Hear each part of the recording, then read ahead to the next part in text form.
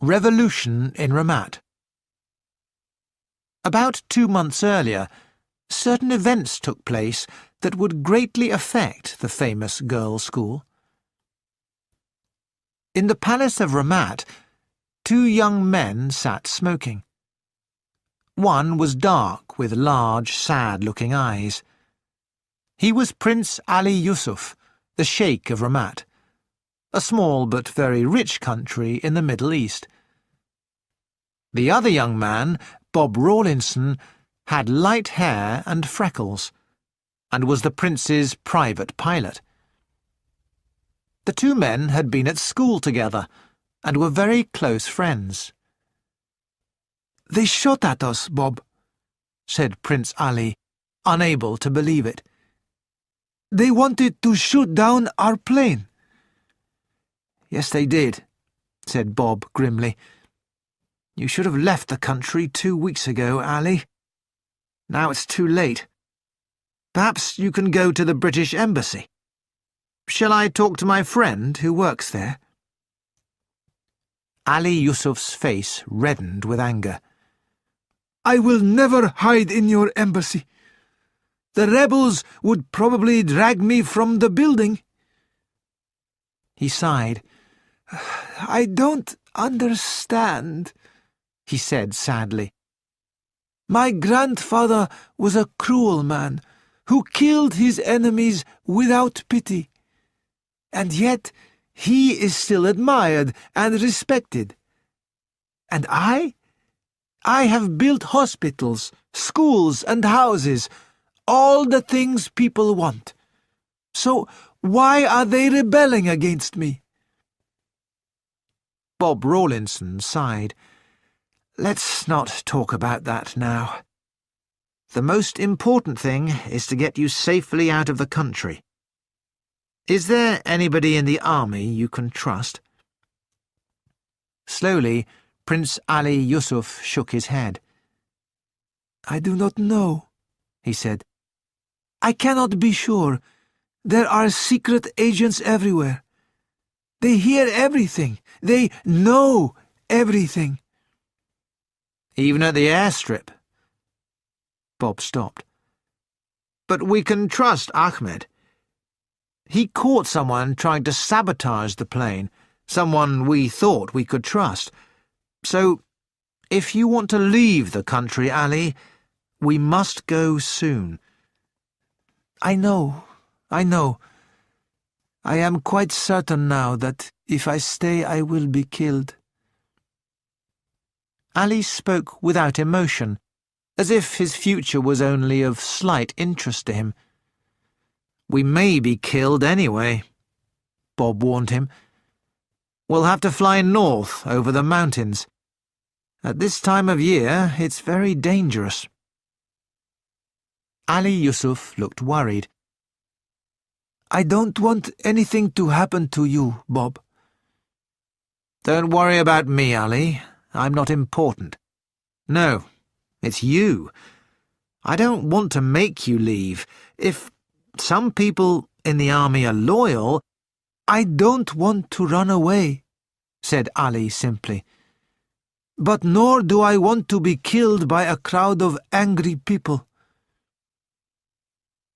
After a moment's thought, he made his decision. "Very well," he said with a sigh. "We will try to leave." "When?"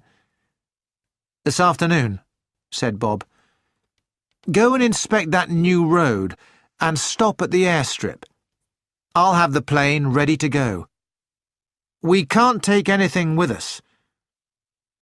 "There is only one thing I wish to take with me," said Ali Yusuf. He took out a small leather bag from under his shirt and poured its contents on the table. Bob held his breath for a moment. Before him was a pile of beautiful, precious jewels. "My goodness! Are they real?" Ali looked amused. "Of course they are real. They are worth about £1 million. £1 million? Bob picked up the jewels and let them fall through his fingers. "It's fantastic, like a fairy story." "Yes," the dark young man nodded. "Such jewels have a strange effect on people. Death and violence follow them around. And women, beautiful jewels make women go mad. I would not trust any woman with these jewels, but I will trust you." "Me?" Bob stared. "Yes," replied his friend. "I do not want these jewels to be taken by my enemies. I do not know when the rebellion will take place, but I may not live to reach the airstrip this afternoon. Take the jewels and do the best you can." "But I don't understand," said Bob. "What do you want me to do with them?" "Take them out of the country somehow," Ali said calmly. "You will think of a plan." "But, Ali, I don't know how to do that." Ali sat back in his chair and smiled. "You are sensible, Bob, and you are honest.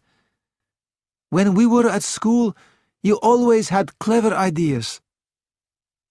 I will give you the name and address of a man who deals with such things for me, in case I do not survive. Do not look so worried, Bob. Do the best you can. That is all I ask. I shall not blame you if you fail. It is as Allah wills." "You're crazy," exclaimed Bob. "No, I believe in fate, that is all." "But Ali, £1,000,000! Aren't you afraid that I'll keep the jewels for myself?" Ali Yusuf smiled at his friend. "No, Bob," he said. "I am not afraid of that." Chapter 2. The Woman on the Balcony. Bob Rawlinson was very unhappy as he walked along the crowded main street outside the palace. He felt that everyone knew he was carrying £1,000,000 in his pocket. As he walked along, he tried to think. Where was he going? What was he planning to do?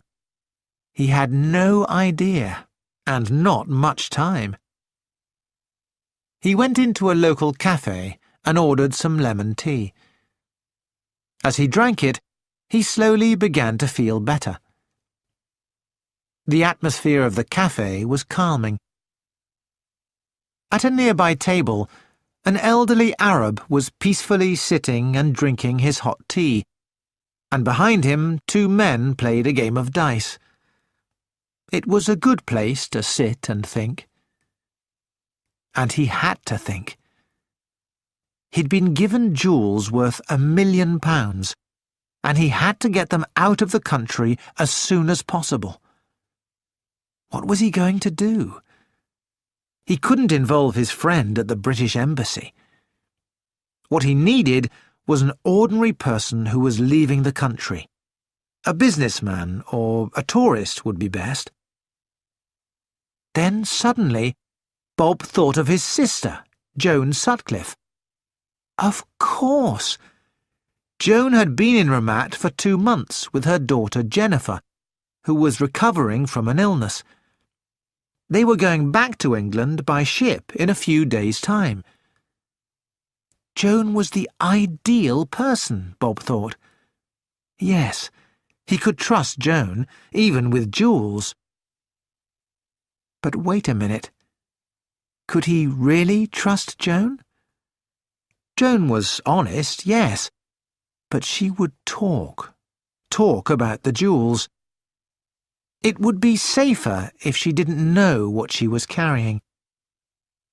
Bob looked at his watch, stood up, and left the cafe. Outside, everything seemed so normal. There was nothing to show that rebels were planning a revolution. Bob walked to Ramat's leading hotel. The hotel clerk behind the desk knew Bob well and smiled at him. "Good morning, sir. Do you want your sister? I'm afraid she and your niece have gone to visit the temple." Bob swore quietly to himself. Joan wouldn't be home for hours. "I'll go up to her room," he said, and the clerk gave him the key. Inside his sister's room, it was very untidy. Golf clubs lay across a chair, and tennis rackets had been thrown on the bed. Clothes were lying around, and the table was covered with rolls of film, postcards, books, and souvenirs. Bob now had a problem. He wouldn't see Joan before he flew Ali out that afternoon, and he couldn't just leave her a package of jewels and a note, because he'd probably been watched and followed to the hotel. He hadn't noticed anyone, but that just meant they were good at their job. There was nothing suspicious in coming to see his sister, but if he left her a package and a note, the package would be opened and the note would be read. If only he had more time. He looked around the room, and then he had an idea. With a smile, he took from his pocket the little toolkit he always carried. He saw that his niece Jennifer had some plasticine. That would help. He worked quickly. Once he looked up at the open window. He felt that someone was watching him. But no, there was no balcony outside this room. When he finished, he nodded in approval. He was sure that nobody, not even Joan or Jennifer, would notice what he'd done. When he had cleared up, he wrote an ordinary note to his sister. He would leave a message with someone else to give to Joan in England.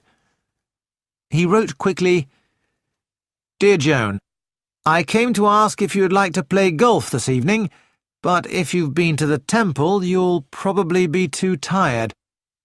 What about tomorrow? 5 o'clock at the club. Yours, Bob."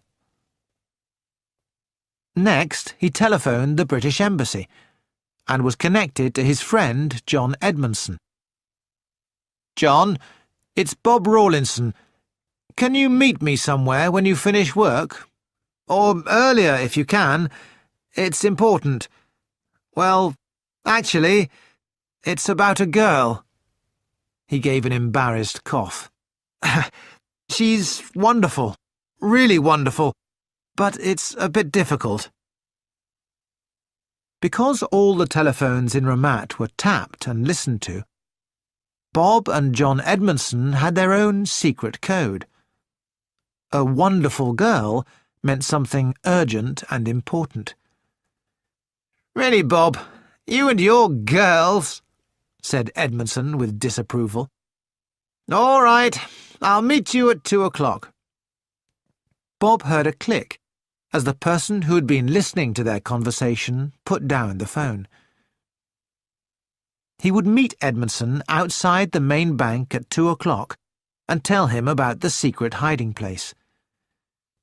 Joan and Jennifer were travelling on a slow boat back to England, which would take 6 weeks. By that time, the revolution in Ramat would have either succeeded or failed, and Ali Yusuf might be safely in Europe, or they might both be dead. Bob looked carefully around the room before he left. It looked exactly the same, peaceful and untidy. His harmless note to Joan was on the table.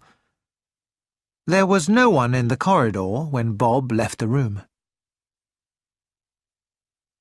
The woman in the room next door to Joan Sutcliffe's stepped back from the balcony. There was a mirror in her hand. She had gone out on the balcony to look at her face closely in the clear sunlight. Then she saw something else. She was holding her mirror so that it reflected the mirror of the wardrobe in the room next to hers. And in the wardrobe mirror, she saw a man doing something very strange and unexpected. She stood still, watching the man. He could not see her from where he was, and she could only see him because of the double reflection in the two mirrors. Once, the man did look up suddenly towards the window, but since there was no one there, he lowered his head again. When he had finished what he was doing, he wrote a note, which he left on the table. Then the woman heard him make a telephone call, and though she didn't hear the words, he sounded cheerful and relaxed. Then she heard the door close. The woman waited a few minutes, and then opened her door. The door of the next room was locked, but she opened the lock quickly and expertly with a small knife. She went in, closing the door behind her, and picked up and read the note. Just as she put the note down, she heard voices and ran to the window. Below, Joan Sutcliffe was complaining in a loud voice to a young man from the British Embassy. "Leave Ramat now? I never heard such nonsense. Everything's perfectly quiet here." Her daughter, Jennifer, a pale girl of 15, stood next to her. "We're going home by boat in a few days anyway," continued Mrs. Sutcliffe. "The doctor said that travelling by sea will be good for Jennifer's health. I refuse to change my plans and fly back to England in this silly hurry." "You don't have to fly to England," said the young man persuasively. "You can both fly out of Ramat and get on your boat at the next port." "With all our luggage?" asked Joan Sutcliffe. "We have a lot of luggage." Yes, I can arrange that. I've got a big car waiting outside. We can load everything and leave right away." "Oh, very well," said Mrs. Sutcliffe. "I suppose we'd better pack. At once, if you don't mind." The woman in the bedroom stepped away from the window. She looked at the address on one of the luggage labels and then went quickly back to her own room. A few moments later, Joan Sutcliffe arrived at the door of her room, followed by the hotel clerk. "Your brother went up to your room, Mrs. Sutcliffe," he said. "But I think you have just missed him." "How annoying," said Mrs. Sutcliffe, and thanked the clerk. "I suppose Bob's fussing too," she said to Jennifer. "I can't see any sign of a revolution in the streets myself. This door's unlocked. How careless people are." "Perhaps it was Uncle Bob," said Jennifer. "I wish I'd seen him. Oh, he's left me a note." She read it quickly. "Bob isn't worried," she said. "He obviously doesn't know anything about a revolution. It's all a big fuss about nothing. Oh, I hate packing when it's so hot. Come on, Jennifer. Get your things ready quickly." "I've never been in a revolution," said Jennifer thoughtfully. "And you won't be in one now," said her mother sharply. "Nothing will happen." Jennifer looked disappointed. Chapter 3. Introducing Mr. Robinson. 6 weeks later, a young man entered a small office in London. Behind a desk sat Colonel Pikeway, a fat, middle-aged man wearing an untidy suit. The Colonel always looked half asleep, and he smoked a lot of cigars. "Oh," said Colonel Pikeway as the young man entered. Your name's Edmondson, isn't it? You were at the British Embassy in Ramat at the time of the Revolution. That's right, sir, said the young man. John Edmondson. They said you, wanted to see me. Sit down, said Colonel Pikeaway. You were a friend of Bob Rawlinson's, weren't you? I knew him fairly well, yes, said Edmondson. So you know he's dead, then? Said Colonel Pikeaway. Bob Rawlinson flew Ali Yusuf out of Ramat on the day of the Revolution. The plane crashed into a mountain, and the wreckage has only just been found, with 2 bodies. He paused and looked at Edmondson. Some people, very important people, have asked us to investigate this case. He continued. You've heard, perhaps, that nothing valuable was found on the bodies or in the wreckage. We know that Bob Rawlinson and Ali Yusuf were great friends. Did Rawlinson say anything to you before he flew out of Ramat? I think Bob did want to tell me something important, sir, said Edmondson cautiously. We knew that all the telephones in Ramat were tapped, so Bob and I used a simple code about a wonderful girl. Bob rang me and used the code on the day the revolution started. I arranged to meet him outside the main bank, but I never got there because there was fighting and the police closed the road. Bob flew Prince Ali out the same afternoon.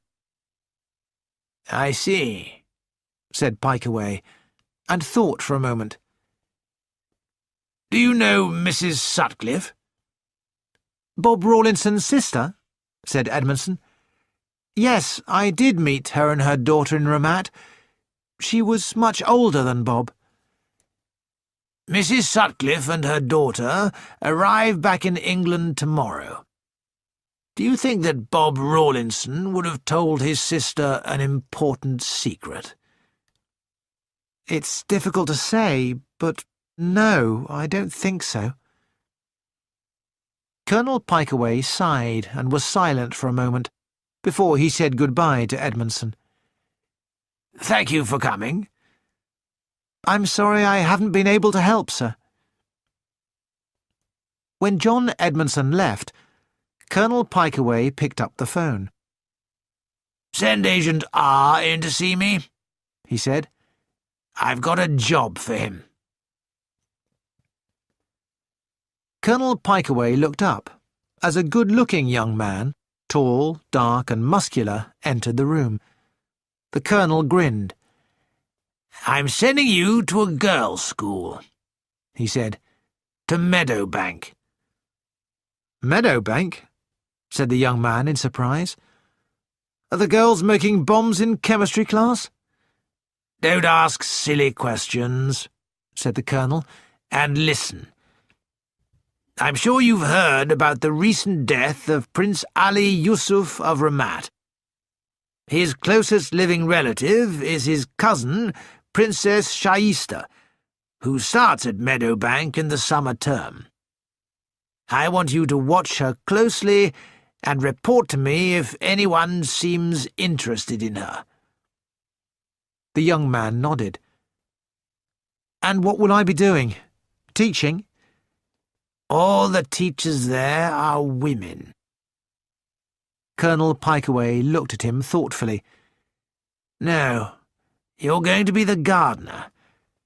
Good gardeners are hard to find at the moment, and I know you have a lot of experience. I'll write you some good references to make sure they give you a job. And you need to hurry. Summer term starts soon. So I do the gardening and keep my eyes open, is that right? That's right, said the colonel. And don't get too involved with those teenage girls. I don't want you to be thrown out before you've done your job. He started writing. Your new name is Adam Goodman. Go and invent a new past history for yourself, and then get to Meadowbank as soon as possible." He looked at his watch. "I'm expecting Mr. Robinson now." A buzzer went on the Colonel's desk. "There he is now. Mr. Robinson is always on time." "Tell me," said Adam curiously, "who is he really? What's his real name?" "His name," said Colonel Pikeaway, "is Mr. Robinson. That's all I know, and that's all anybody knows."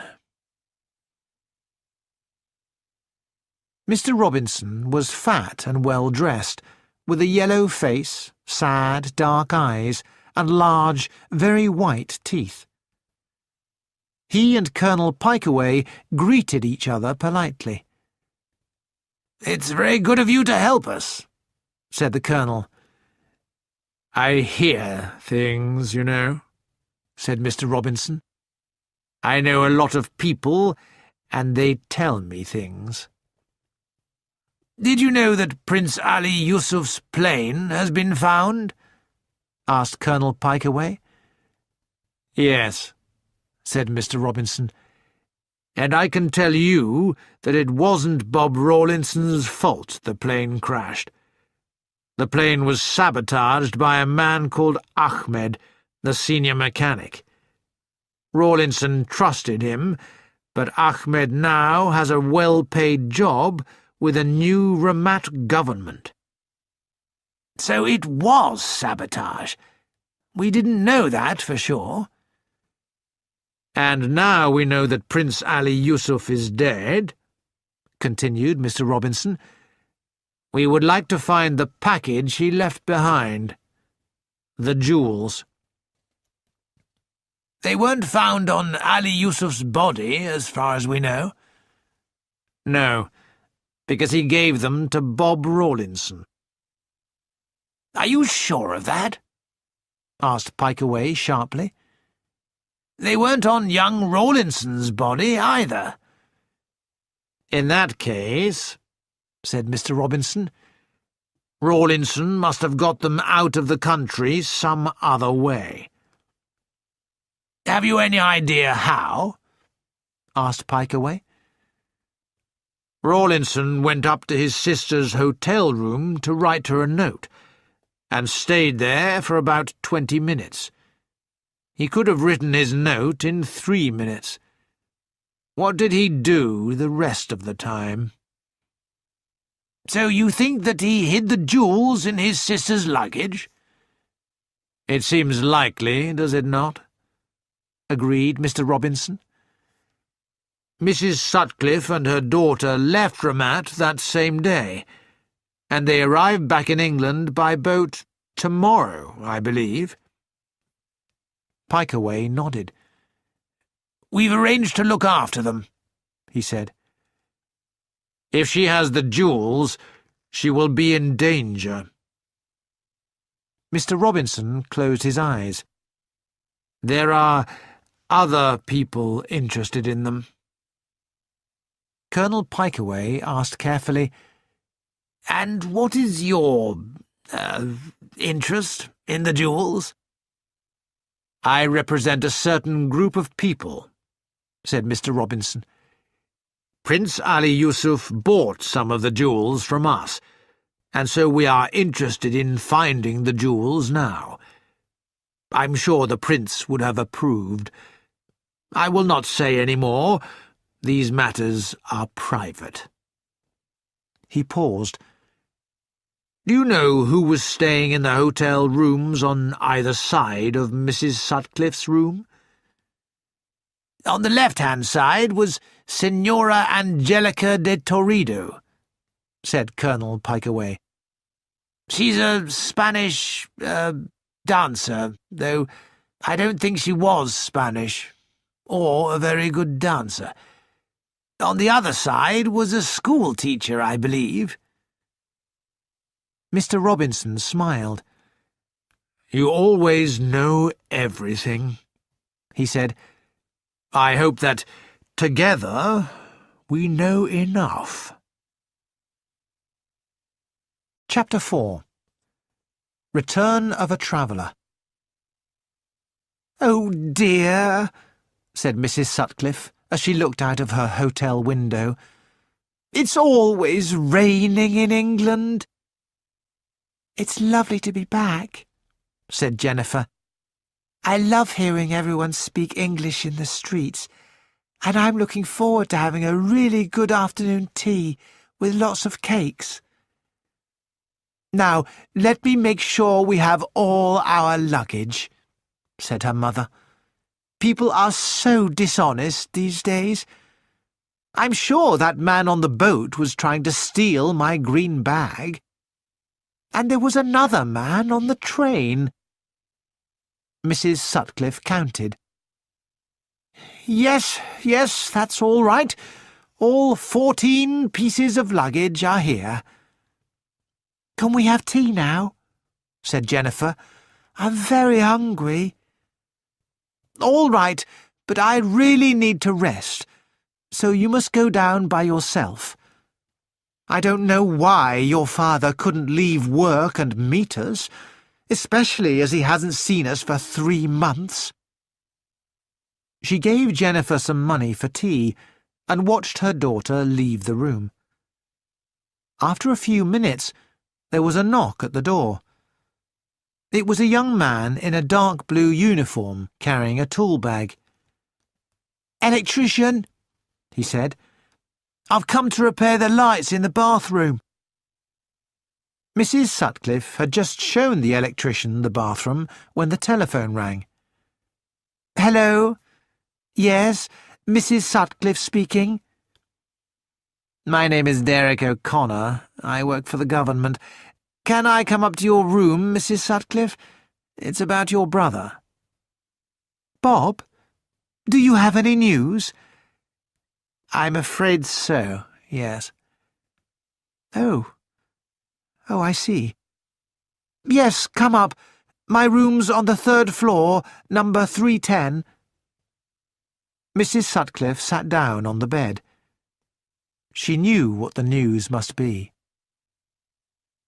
Soon there was a knock on the door, and Mrs. Sutcliffe let in another young man.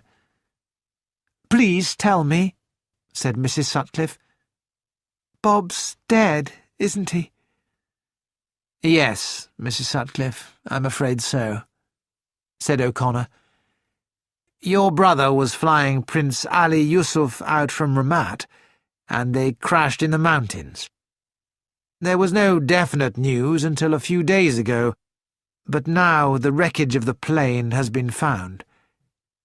He and Prince Ali must have died immediately." "I'm not at all surprised," said Mrs. Sutcliffe. Her voice shook a little, but she was in control of herself. "I knew Bob would die young. He was always doing such dangerous things." A tear fell down her cheek. "It's such a shock." "I know. I'm very sorry."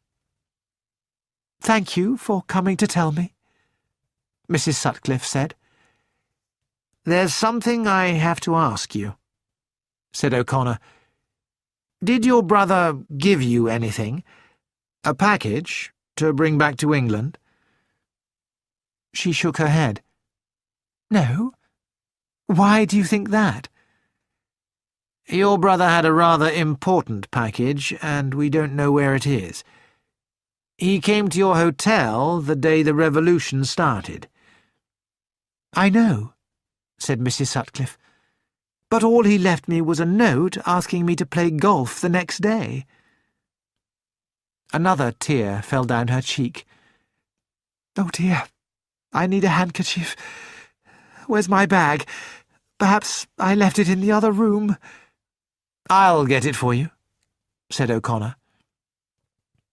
He went through the bedroom door and stopped as he saw a young man bending over a suitcase.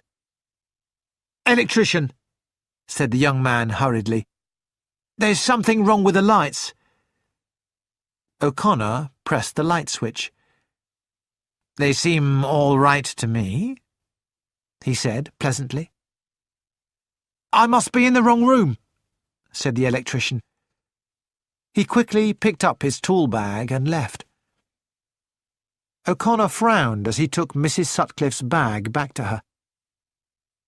"Excuse me," he said, and picked up the phone. "Room 310 here. Have you just sent up an electrician?" He waited. No, I thought you hadn't. No, there's nothing wrong." He put down the phone and turned to Mrs. Sutcliffe. "The office didn't send up an electrician," he told her. "I think that man was a thief." Mrs. Sutcliffe looked hurriedly in her bag. "He hasn't taken anything. I still have all my money." "If your brother didn't give you a package," said O'Connor, "he might have hidden it in your luggage instead." "But why would Bob do such a thing?" asked Mrs. Sutcliffe. "It sounds very unlikely." "Would you mind if we searched your luggage now?" asked O'Connor. "It might be very important. I can help," he added persuasively. "I'm very good at packing." "Oh, well," said Mrs. Sutcliffe, "I suppose so, if it's really important." "Mummy, why have you been unpacking?" Jennifer asked in surprise when she returned. "Don't ask me why," said her mother. "It's possible that your Uncle Bob put something in my luggage to bring home." "He didn't give you anything, Jennifer, did he?" "No, he didn't," said Jennifer. "Have you been unpacking my things too?" "We've unpacked everything," said Derek O'Connor cheerfully. "And we haven't found anything. Can I order you a drink, Mrs. Sutcliffe, while I pack up again?" "I wouldn't mind a cup of tea," said Mrs. Sutcliffe. O'Connor ordered the tea, then packed up Mrs. Sutcliffe's things again, quickly and neatly. "There's just one thing more, Mrs. Sutcliffe," he said. "I'd like you to be very careful. Are you staying in London long?" "We're going back home to the country tomorrow, with my husband." "That's all right, then. But if anything strange happens, call the police straight away." From a local newspaper. A man named Andrew Ball appeared in court yesterday, charged with breaking into the house of Mr. Henry Sutcliffe. Police arrested him as he tried to escape from the house, and nothing was taken. Ball admitted that he was guilty of trying to steal, saying that he had no work and was looking for money. "I told you to have the lock on that side door repaired," said Mr. Sutcliffe to his wife. "My dear Henry," said Mrs. Sutcliffe, "I've been abroad for the last 3 months, and burglars can always find a way in if they really want to." "I don't understand," said Jennifer. "How did the police know the house was being burgled and get here in time to catch him?" "It seems extraordinary that he didn't take anything," commented her mother. "Are you quite sure nothing's missing, Joan?" demanded her husband. Mrs. Sutcliffe sighed. "It's very hard to know," she said. "There was such a mess in my bedroom."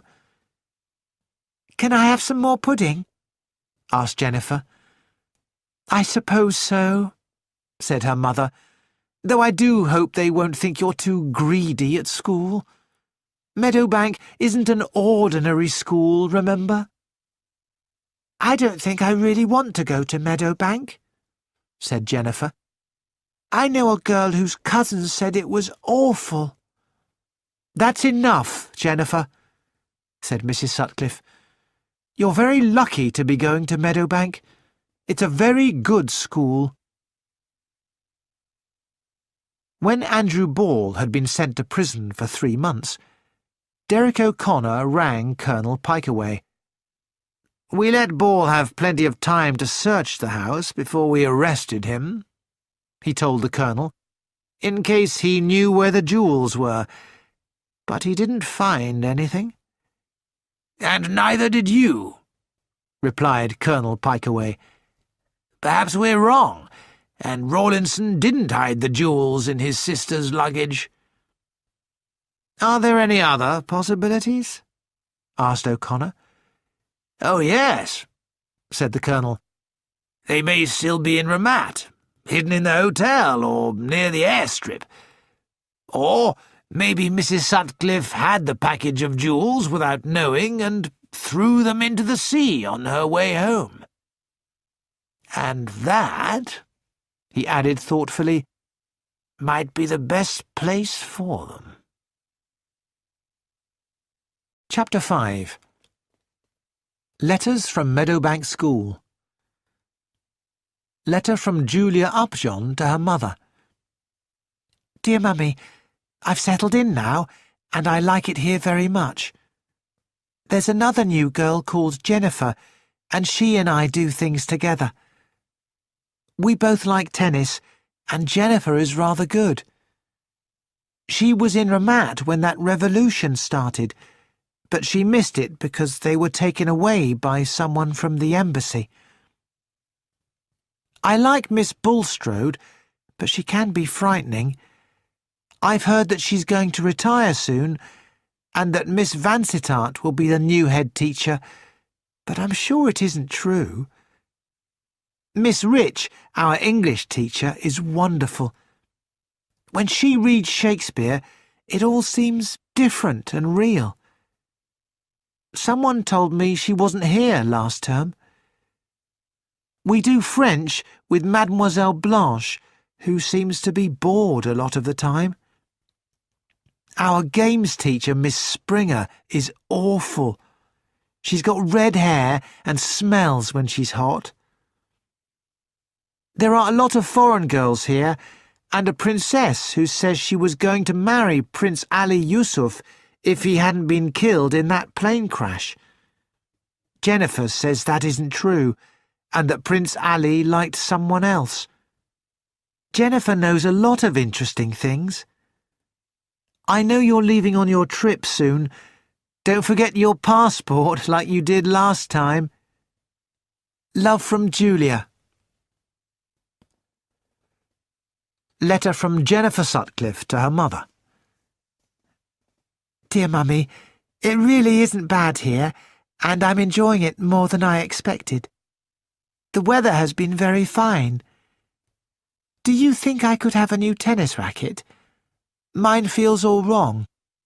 And can I start to learn Greek? I love languages. Some of us are going to London to the theatre next week. The food here is very good. Yesterday we had chicken and lovely cakes for tea. Your loving daughter, Jennifer. Letter from Anne Shapland to Dennis Rathbone. Dear Dennis, I'd love to have dinner with you, but I don't have any free time until the weekend of the 3rd week of term. I'll let you know. It's rather fun working in a school, but I'm glad I'm not a teacher. I'd go mad. Yours ever, Anne. Letter from Miss Johnson to her sister. Dear Edith, everything here is much the same as usual. The summer term is always nice. The garden is looking beautiful, and we've got a new gardener to help old Briggs. He's young, strong and good-looking, which is a pity. Girls are so silly. Miss Bulstrode hasn't said anything more about retiring, so I hope she's changed her mind. If Miss Vansittart became head teacher, I really think I'd have to leave. Give my love to Richard and the children. Elspeth. Letter from Miss Vansittart to a friend. Dear Gloria, the summer term has started, and all the new girls are settling in well. But the new games teacher, Miss Springer, is not a success, and the girls don't like her. She is also rather rude and very nosy, and asks far too many personal questions. Mademoiselle Blanche, the new French teacher, is quite nice, but is not a very good teacher. Miss Bulstrode has not yet talked to me about the future, but I think she has decided what to do. I will be proud to carry on her fine work at Meadowbank. Yours ever, Eleanor. Letter from Adam Goodman to Colonel Pikeway, sent in the usual way. Princess Shaista arrived in a huge luxury car. I hardly recognised her the next day in her school uniform. I'm already on friendly terms with her, and she was asking me about the flowers until the games teacher, Miss Springer, took her away and told me not to talk to pupils. An old teacher called Miss Chadwick keeps an eye on me, so I'm being careful. No sign, so far, of anything strange, but I hope something will happen soon. Chapter 6. Early Days.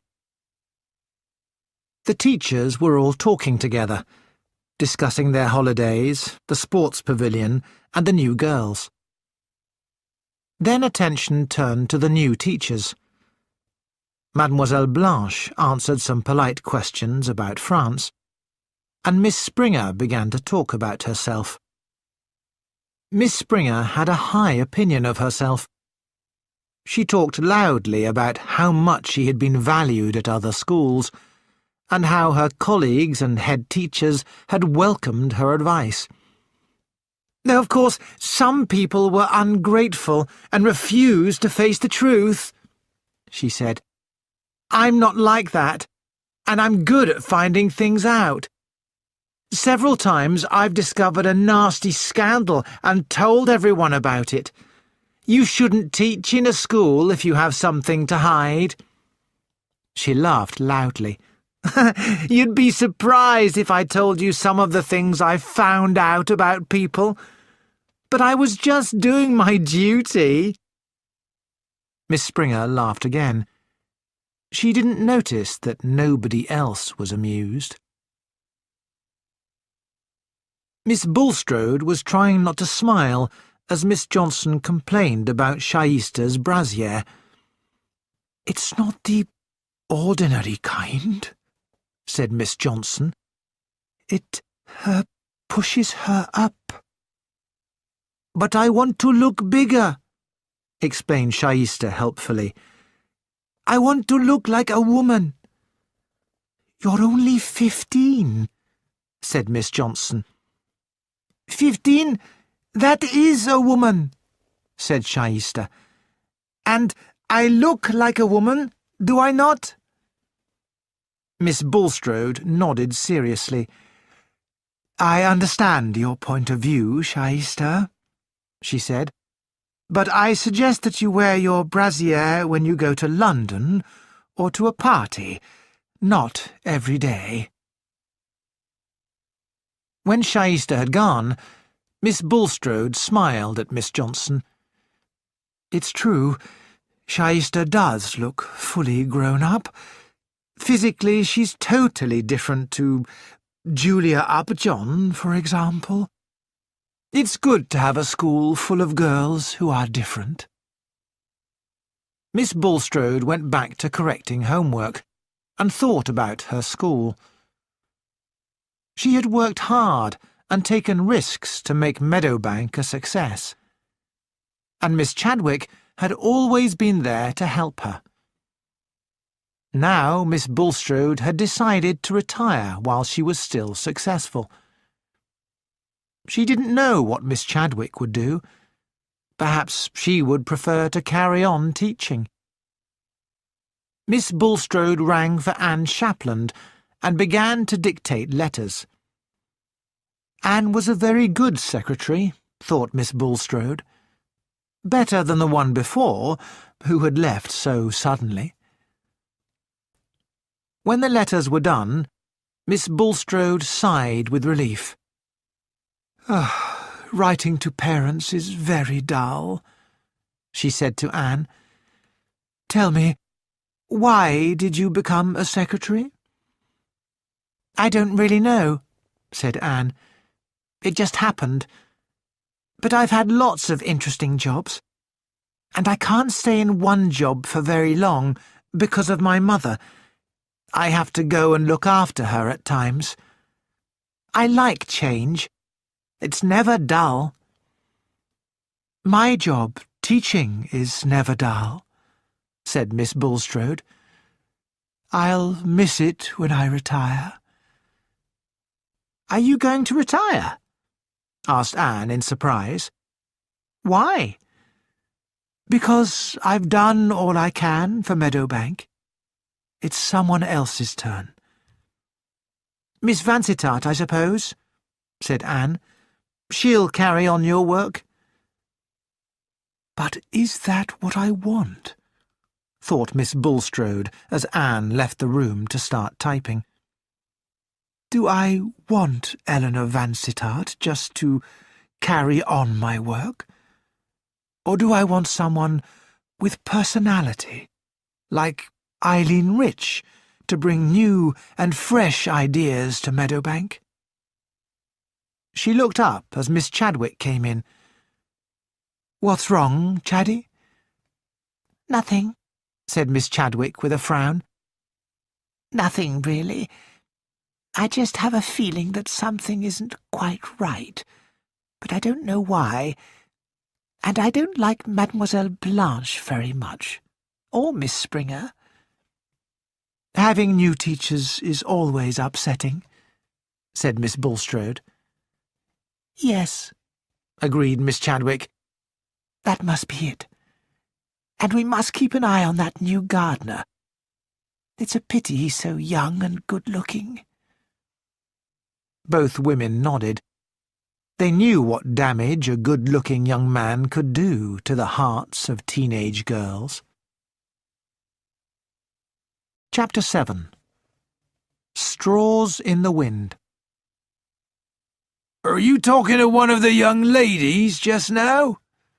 Briggs asked his new gardener. Just for a few minutes, said Adam sulkily.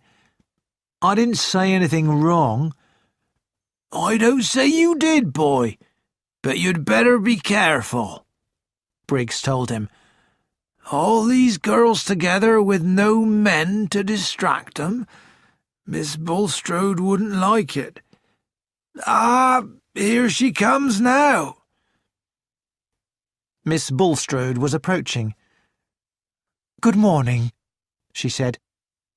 I'd like one of you to repair the wire netting round the tennis court, as soon as possible. She walked off again.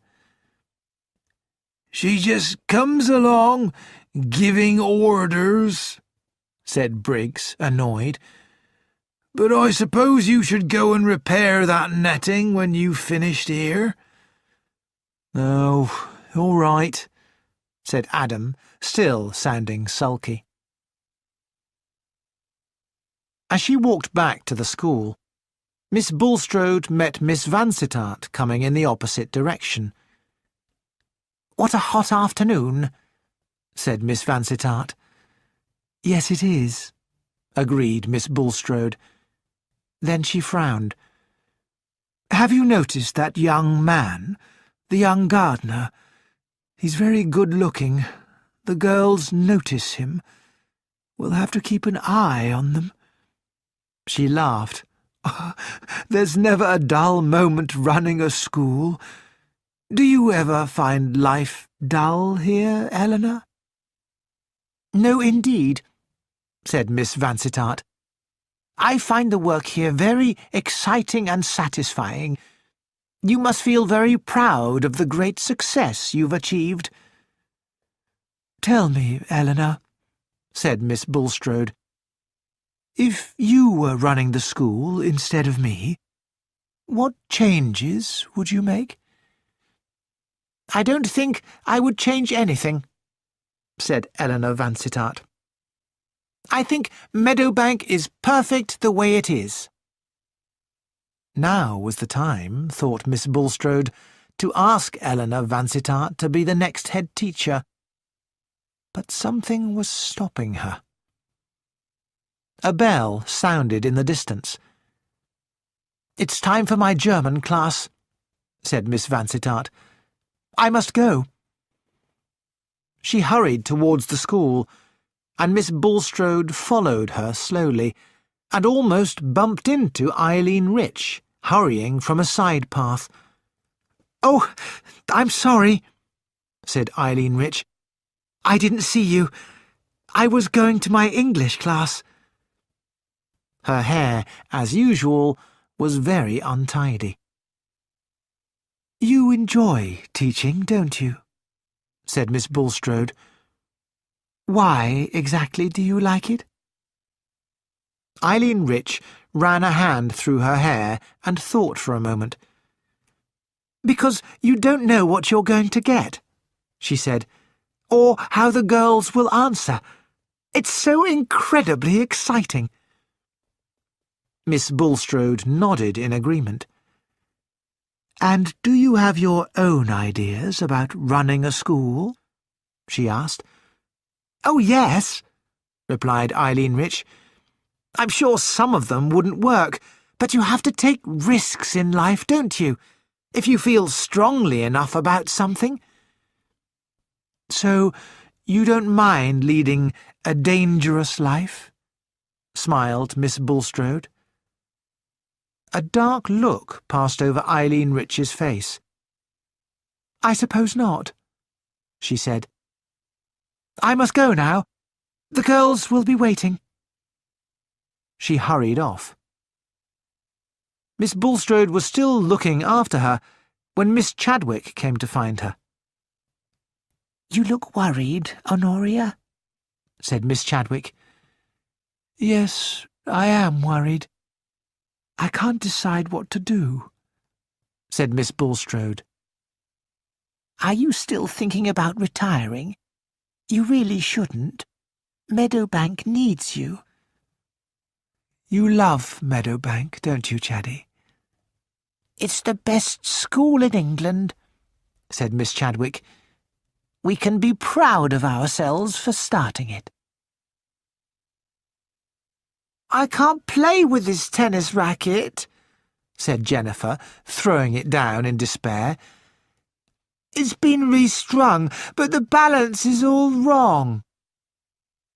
"It's much better than mine," said Julia, comparing the two rackets. "The strings on mine are really loose." "I'd still rather have your racket," said Jennifer, picking it up and swinging it. "Well, I'd rather have yours," said Julia. "Shall we swap?" "All right, then," Jennifer agreed, and the two girls took off their name labels and put them on each other's racket. Adam was mending the netting round the tennis court when the door of the sports pavilion opened, and Mademoiselle Blanche, the little mouse-like French teacher, looked out. She seemed surprised to see Adam, and went back inside with a guilty look that made Adam immediately suspicious. Soon Mademoiselle Blanche came out again and closed the door. "It is a very fine sports pavilion," she said to Adam as she passed. "Today is the first time I have been inside. I wish to write home to my friends in France who keep a school." Adam was curious. Mademoiselle Blanche could go anywhere in the school that she liked. Why was she explaining herself to a gardener? What had she been doing in the sports pavilion? He waited until she was out of sight, then left his work and looked inside the sports pavilion himself. He couldn't see anything unusual. All the same, he thought, She was doing something in there. As he came out again, he bumped into Anne Shapland. "Have you seen Miss Bulstrode?" she asked. "She was talking to Briggs just now, miss, but I think she's gone back to the house," replied Adam. Anne frowned. "What were you doing in the sports pavilion?" she asked. "I was just looking," Adam said rudely. "I'm allowed to look, aren't I?" "I think you should get on with your work," said Anne, and walked back towards the school. When she turned round, Adam was busy repairing the wire netting. Chapter 8. Murder. One night, the telephone rang at the local police station. The sergeant who answered quickly wrote down some details and then hurried off to find his colleagues. "A murder? At Meadowbank School?" said Detective Inspector Kelsey, greatly surprised. "Who's been murdered?" "The games teacher, sir," said the sergeant. "Her name's Miss Springer. She's been found shot dead in the school's sports pavilion." "Did they find the gun?" asked Kelsey. "No, sir." "Interesting," said Detective Inspector Kelsey. He called his team together, and they left quickly to do their job. At Meadowbank, Inspector Kelsey was met by Miss Bulstrode. "What would you like to do first, Inspector?" she asked. "Visit the sports pavilion, or hear the full details?" "If someone could show the doctor and my two sergeants where the body is," replied Kelsey. "I'd like a few words with you first." "Certainly." Miss Bulstrode arranged everything without fuss. "Come with me." "Who found the body?" asked Kelsey, as he followed Miss Bulstrode into her sitting room. "Miss Johnson, the matron," said Miss Bulstrode. "I'll talk to her in a minute," Kelsey said. "First, can you tell me about the murdered woman?" "Her name is Grace Springer. She was new this term." "And what do you know about her?" "I hadn't met her before this term, but her references were excellent," said Miss Bulstrode. "Have you got any idea at all why this happened? Was she unhappy? Was she seeing anyone? A man, perhaps?" Miss Bulstrode shook her head. "Not that I know of," she replied, "and it seems very unlikely. She was not that kind of woman." "Was there any reason why Miss Springer should be in the sports pavilion at night?" continued Kelsey. "No reason at all," said Miss Bulstrode. "Very well, Miss Bulstrode. I'll talk to Miss Johnson now." Miss Johnson had been given a lot of brandy to drink after her discovery of the body, which made her very talkative. "Such an awful thing to happen," she said to Inspector Kelsey. "I can't believe it. Miss Springer was so sure of herself. The sort of woman who could deal with a burglar all by herself." "A burglar?" said Inspector Kelsey. "Was there anything to steal in the sports pavilion?"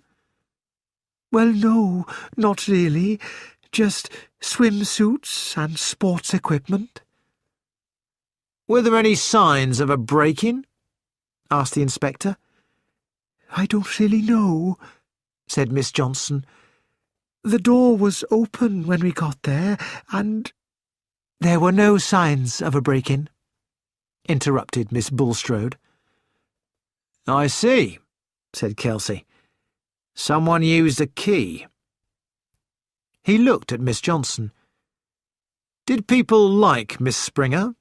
He asked. I don't think so, said Miss Johnson slowly. She was very sure of herself, sometimes quite rude, and was quite nosy.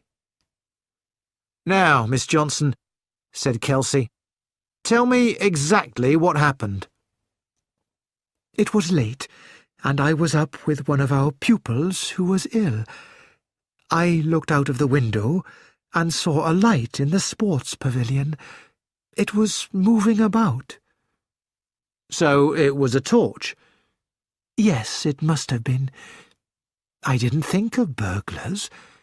I thought it was one of our pupils, meeting a boy, perhaps. I didn't want to disturb Miss Bulstrode, so I went to ask Miss Chadwick to come with me and see what was going on. We went out by the side door and were standing on the path when we heard a shot from the sports pavilion. We ran there as fast as we could. The door was open, and we switched on the light and— Kelsey interrupted. So the sports pavilion was dark when you got there? Yes, we switched on the light and there she was. She— That's all right, said Inspector Kelsey kindly. I'll go and see for myself. Did you meet anyone, or hear anyone running away? No, we didn't, said Miss Johnson. Well, thank you, said Inspector Kelsey. That's very clear. I'll go out to the sports pavilion now. I'll come with you, said Miss Bulstrode, and led Inspector Kelsey out to the sports pavilion, where the police were busy. As the inspector entered the pavilion, he could see the girls' lockers, a stand for tennis rackets and hockey sticks, and a door that led off to the showers and changing rooms. The police photographer and the officer testing for fingerprints had just finished. The police doctor was kneeling by the body and looked up as Kelsey approached. She was shot from about 4 feet away, said the doctor. The bullet went through the heart and killed her immediately. How long ago? About an hour ago, replied the doctor. Kelsey nodded and went to talk to Miss Chadwick, who was standing against the wall. She was very calm. Miss Chadwick, he said, you and Miss Johnson discovered the body. Do you know what time it was? It was 10 minutes to 1 when Miss Johnson woke me. Kelsey nodded. He looked down at the dead woman. Her bright red hair was short, and she had a thin, athletic body. She was wearing a dark, heavy skirt and sweater. Have you found the gun? Asked Kelsey. No, sir, said one of his men. But there is a torch with a dead woman's fingerprints on it. So, Miss Springer had the torch, said Kelsey thoughtfully. Any idea why she was here? He asked Miss Chadwick. No, replied Miss Chadwick, shaking her head.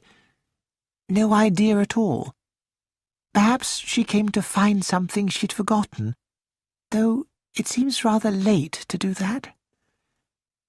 Kelsey looked around him. Nothing seemed disturbed except the stand of tennis rackets, several of which were lying around on the floor. Perhaps, continued Miss Chadwick, Miss Springer saw a light and came to investigate, like we did. She was confident enough to do that on her own. Was the side door of the house unlocked? Yes, said Miss Chadwick. Miss Springer probably unlocked it. Inspector Kelsey turned back to Miss Bulstrode, who was standing by the door. So, Miss Springer saw a light in the sports pavilion and came to investigate. and then she was shot. "But why would someone shoot her?" said Miss Bulstrode. "Surely they would just run away. There's nothing here worth stealing, and certainly nothing worth murdering for." So do you think that Miss Springer interrupted a meeting of some kind? A local boy, perhaps? "That seems more likely," said Miss Bulstrode. "Except local boys, and the girls in my school, don't have guns." Chapter 9. Cat Among the Pigeons. Letter from Jennifer Sutcliffe to her mother.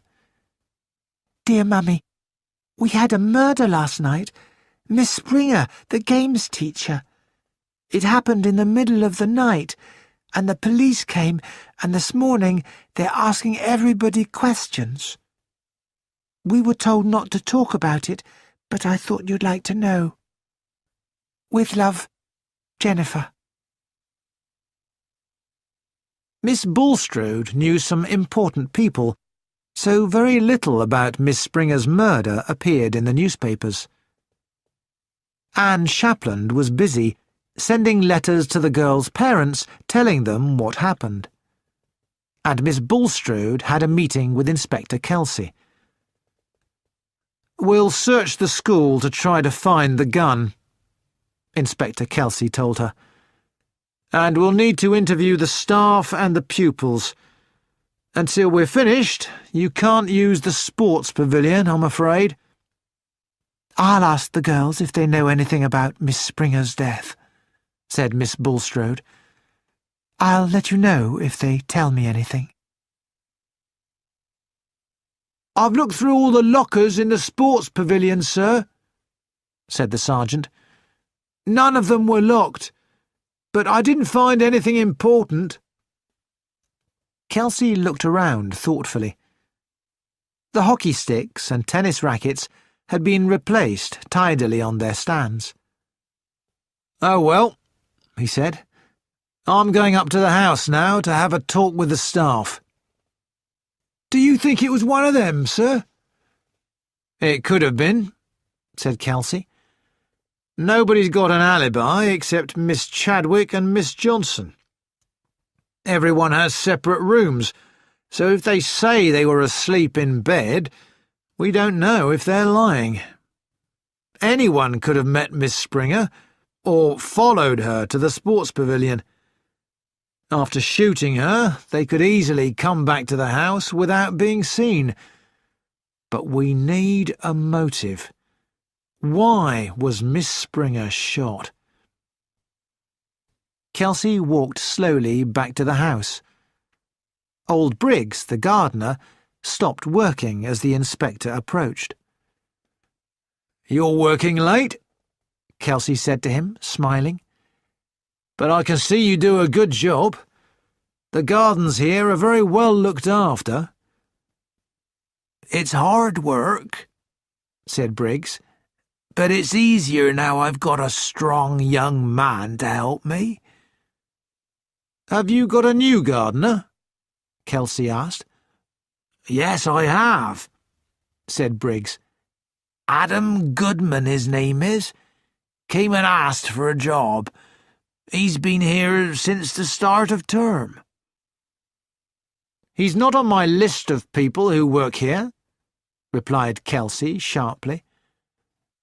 "You can talk to him tomorrow," said Briggs, "but I'm sure he can't tell you anything."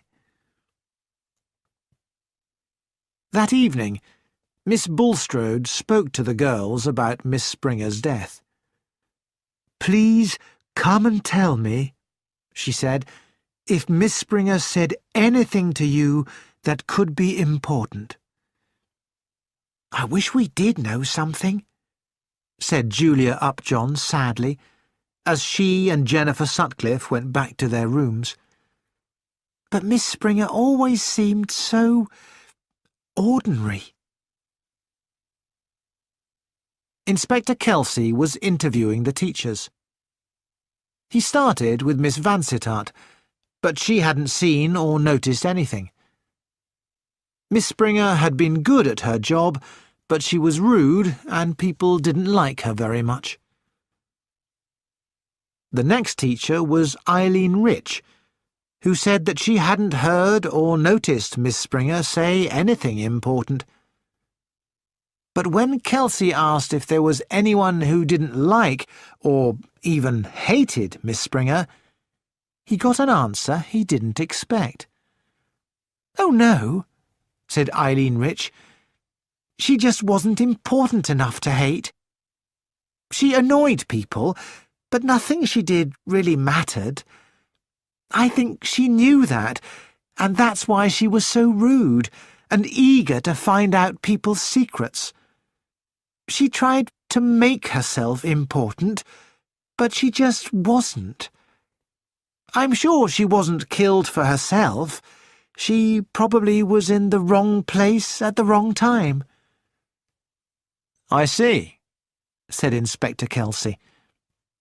"Did you like her, Miss Rich?" "I never really thought about her. I know it's a horrible thing to say, but she was just the games teacher." Kelsey looked at her curiously. She was a strange young woman, he thought. "How long have you been at Meadowbank?" he asked. "Just over 1.5 years." "Has there ever been any trouble here before?" "Oh, no. Everything's been all right until this term." "What else has been wrong this term?" Kelsey asked quickly. "I don't know if I can explain," Eileen Rich said slowly, "but I do feel that there's someone here who's wrong. Someone who doesn't belong." She looked at him. "There's a cat among the pigeons. We're the pigeons, all of us, and the cat's among us. But we don't know who the cat is." Chapter 10. Fantastic Story. Inspector Kelsey next talked to Mademoiselle Angèle Blanche. She was about 35, with neat brown hair, and she wore a plain coat and skirt. It was her first term at Meadowbank, she explained. She had been a teacher in France, but this was her first time in England. She didn't think she would stay at Meadowbank for another term. "It is not nice to be in a school where murders take place," she said. "Did you know Miss Springer well?" Inspector Kelsey asked. "No," said Mademoiselle Blanche. "She had bad manners and a loud voice, and she was rude to me. She did not like it when I went to the sports pavilion. I was looking around and she told me that I should not be there. She spoke to me as if I was a pupil, not a teacher." "That must have been annoying," said Kelsey. "And then she shouts at me," continued Mademoiselle Blanche. "I had picked up the key to the door and forgot to put it back. Did she think I was going to steal it? She had the manners of a pig. The other teachers, at least they are polite." After answering a few more questions, Mademoiselle Blanche left the room. "So, Miss Springer didn't like people visiting the sports pavilion," said Kelsey. "I wonder why. Was she hiding something there? Oh well, let's see the rest of the staff." Miss Blake was young and serious, with a round, good-natured face. She had nothing to say that could help. She had seen very little of Miss Springer and had no idea of what could have led to her death. All Miss Rowan said was that Miss Springer was very rude, and had hinted that in other schools she had discovered people's secrets. Next, Inspector Kelsey saw Anne Shapland. He approved of her neat and businesslike appearance. "Well, Miss Shapland," he said, "can you tell me anything about Miss Springer's death?" "I'm afraid not," said Anne. "I have my own sitting room, and I don't see much of the other staff. And even now, I still can't believe what happened. Why would anyone want to break into the sports pavilion and shoot Miss Springer? Why didn't they just run away?" Thinking of what Mademoiselle Blanche had said, Kelsey asked, "I've been told that Miss Springer didn't like people visiting the sports pavilion. Did she say anything to you?" "No," said Anne Shapland. "but I've only been to the pavilion once or twice. Though I did hear that Miss Springer was quite rude to Mademoiselle Blanche about it." "Do you know anything about Miss Springer's private life?" "No," replied Anne. "I don't think anyone did." "And is there anything else, perhaps about the sports pavilion, that you can tell me?" "Well—" Anne hesitated. "I did see the new gardener coming out of there once. He shouldn't have been in there. He was supposed to be working." She frowned. "And he was rude to me." Kelsey made a note of this after Anne left. Then he questioned the school servants, but learned nothing helpful, before he was interrupted by Miss Bulstrode. "Princess Shaista, one of our foreign pupils, would like to speak to you, Inspector," she said. "She's the niece of the Emir Ibrahim, and thinks she's quite an important person." A slim, dark girl of medium height came in. "You are the police?" she asked. "Yes, that's right," said Kelsey, smiling. "Please, tell me what you know about Miss Springer." "I will tell you," said Shaista. "There are people here watching this place." She lowered her voice dramatically. "They want to kidnap me. Then they will ask my uncle for a lot of money, a ransom, before they let me go." This was not what Kelsey had expected. Perhaps," he said doubtfully. "But even if this is true, what has it got to do with the death of Miss Springer?" "She must have found out about them," said Shaista. She sounded as if she was enjoying herself. "Perhaps she asked them for money to keep silent. They meet at the sports pavilion, but instead of giving her money, they shoot her." "Well, said Inspector Kelsey, "I don't know what to say." He paused. "Is this your own idea?" he asked. "Or did Miss Springer say something about it?" "The only thing Miss Springer ever said to me was, 'Run faster,'" said Shaista sulkily. "So it's possible that you're imagining all this?" Kelsey suggested gently.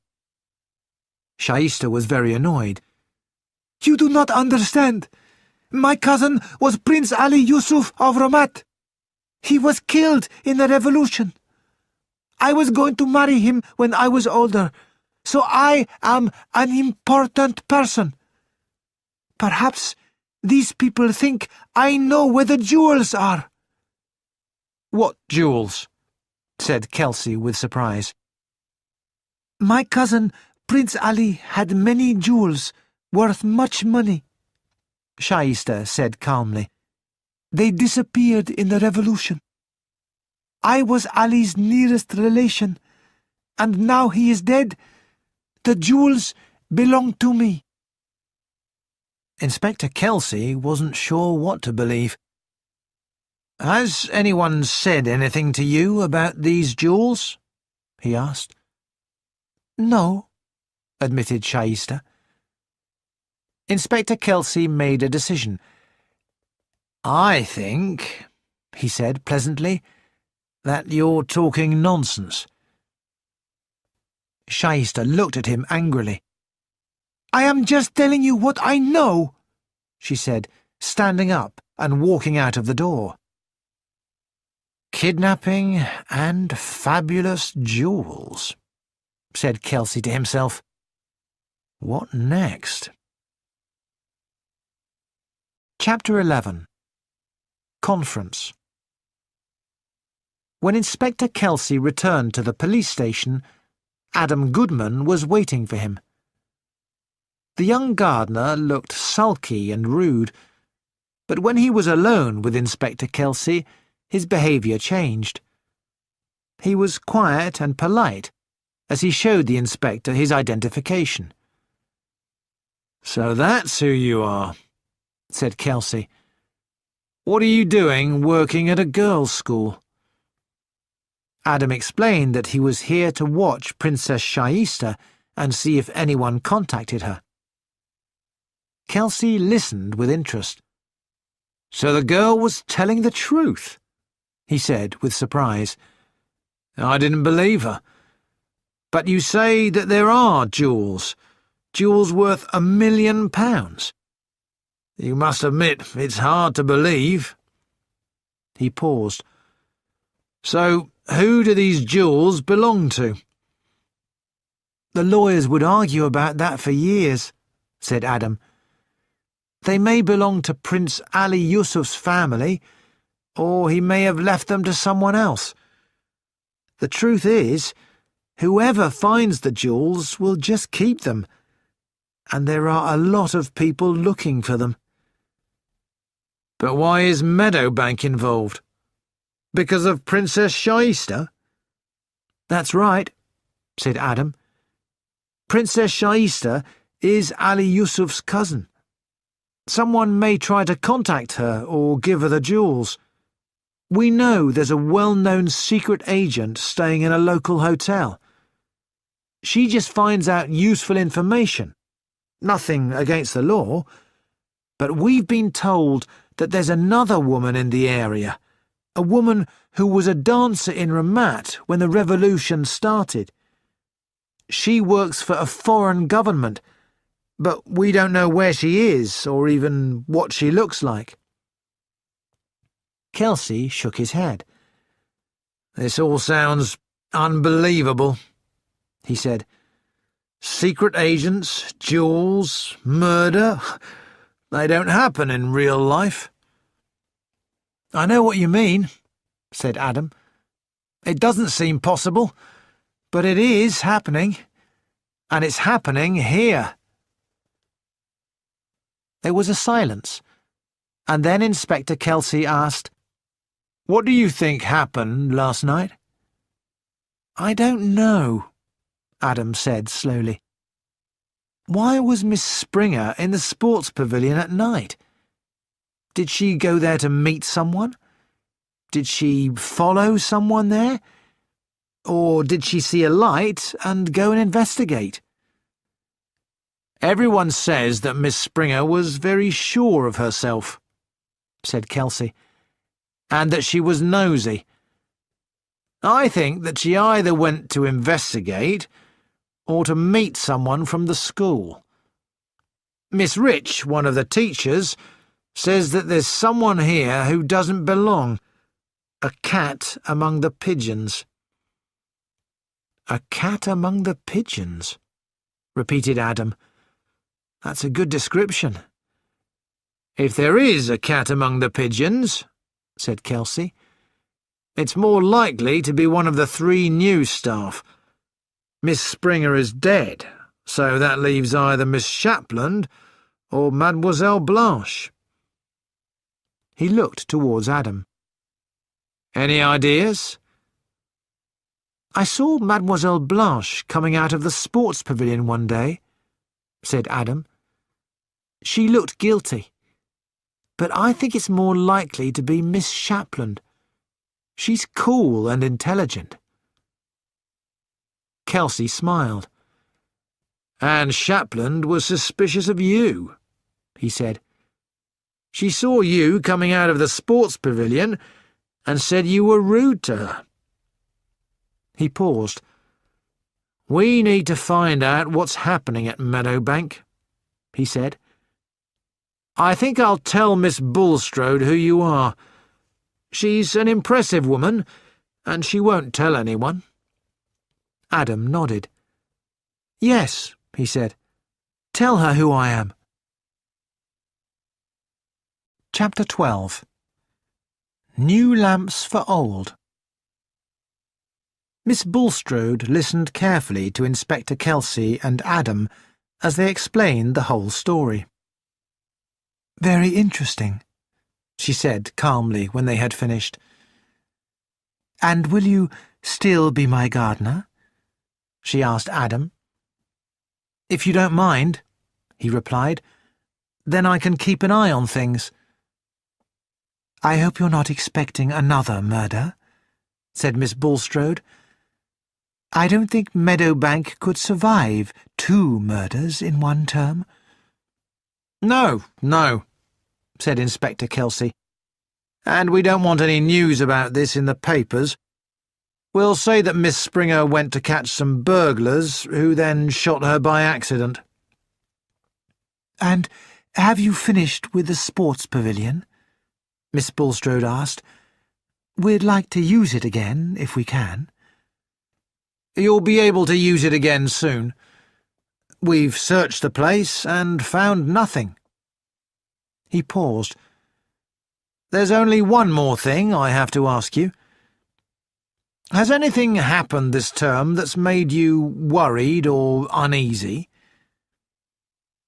Miss Bulstrode was silent for a moment.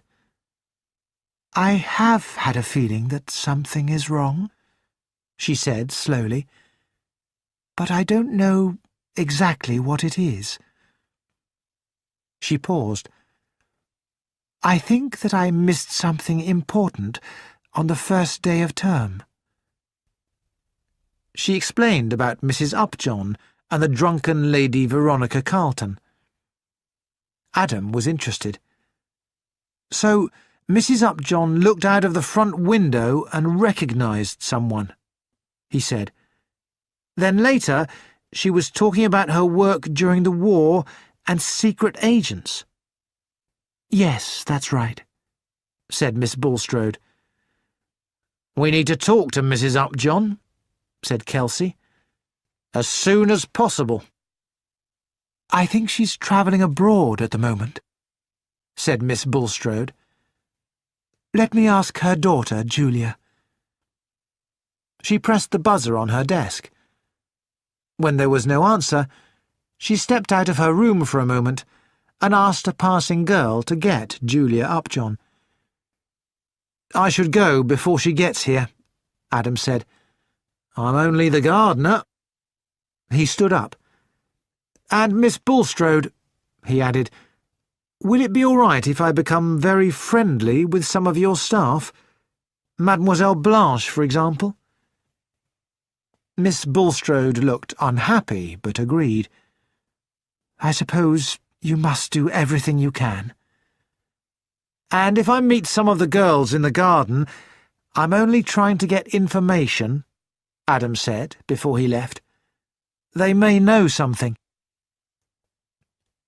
Soon, Julia Upjohn knocked at the door. "Come in, Julia," said Miss Bulstrode. "I just wanted to ask for your mother's address. I need to contact her." "But Mother's gone to Anatolia, in Turkey," Julia explained. "On a bus." "On a bus?" said Miss Bulstrode with surprise. Julia nodded.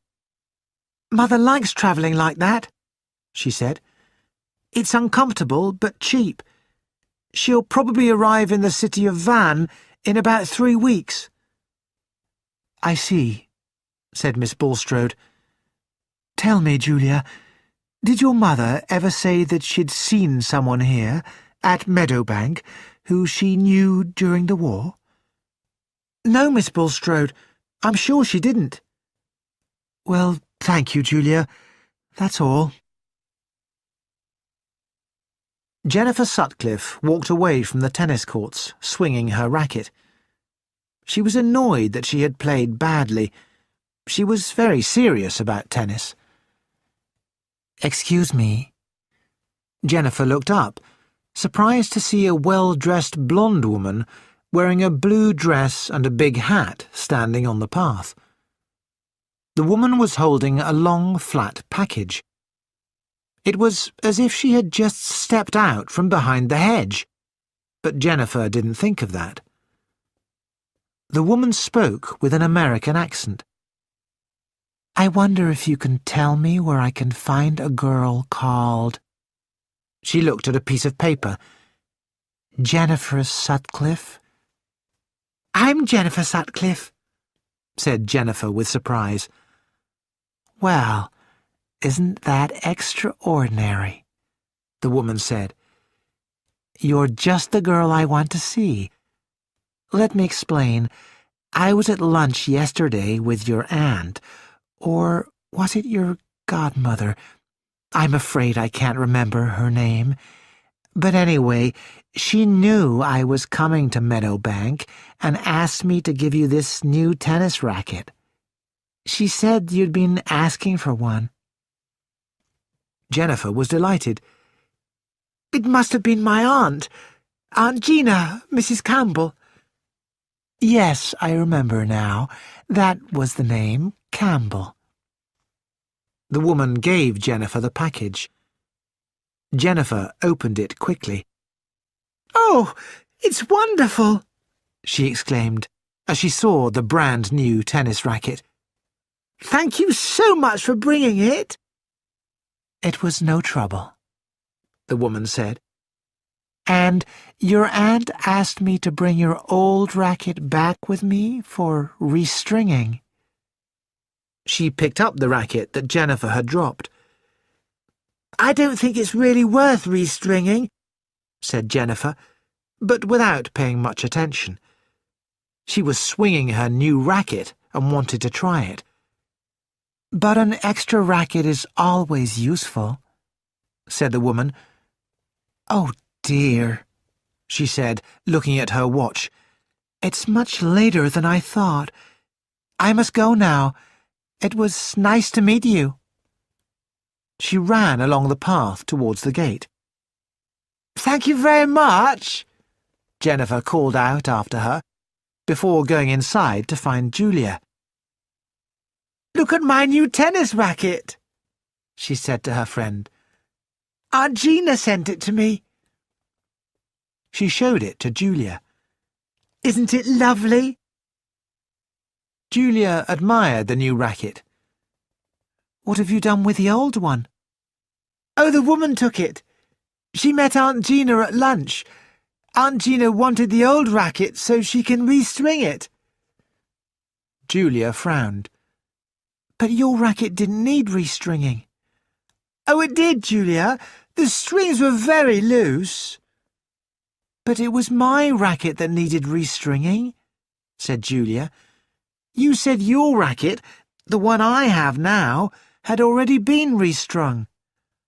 Yes, that's true, said Jennifer in surprise. Perhaps Aunt Gina just thought that if I wanted a new racket, it was because the old one needed restringing. What does it matter?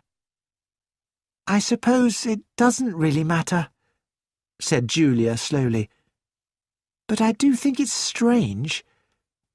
It's like the story of Aladdin. You know, like new lamps for old.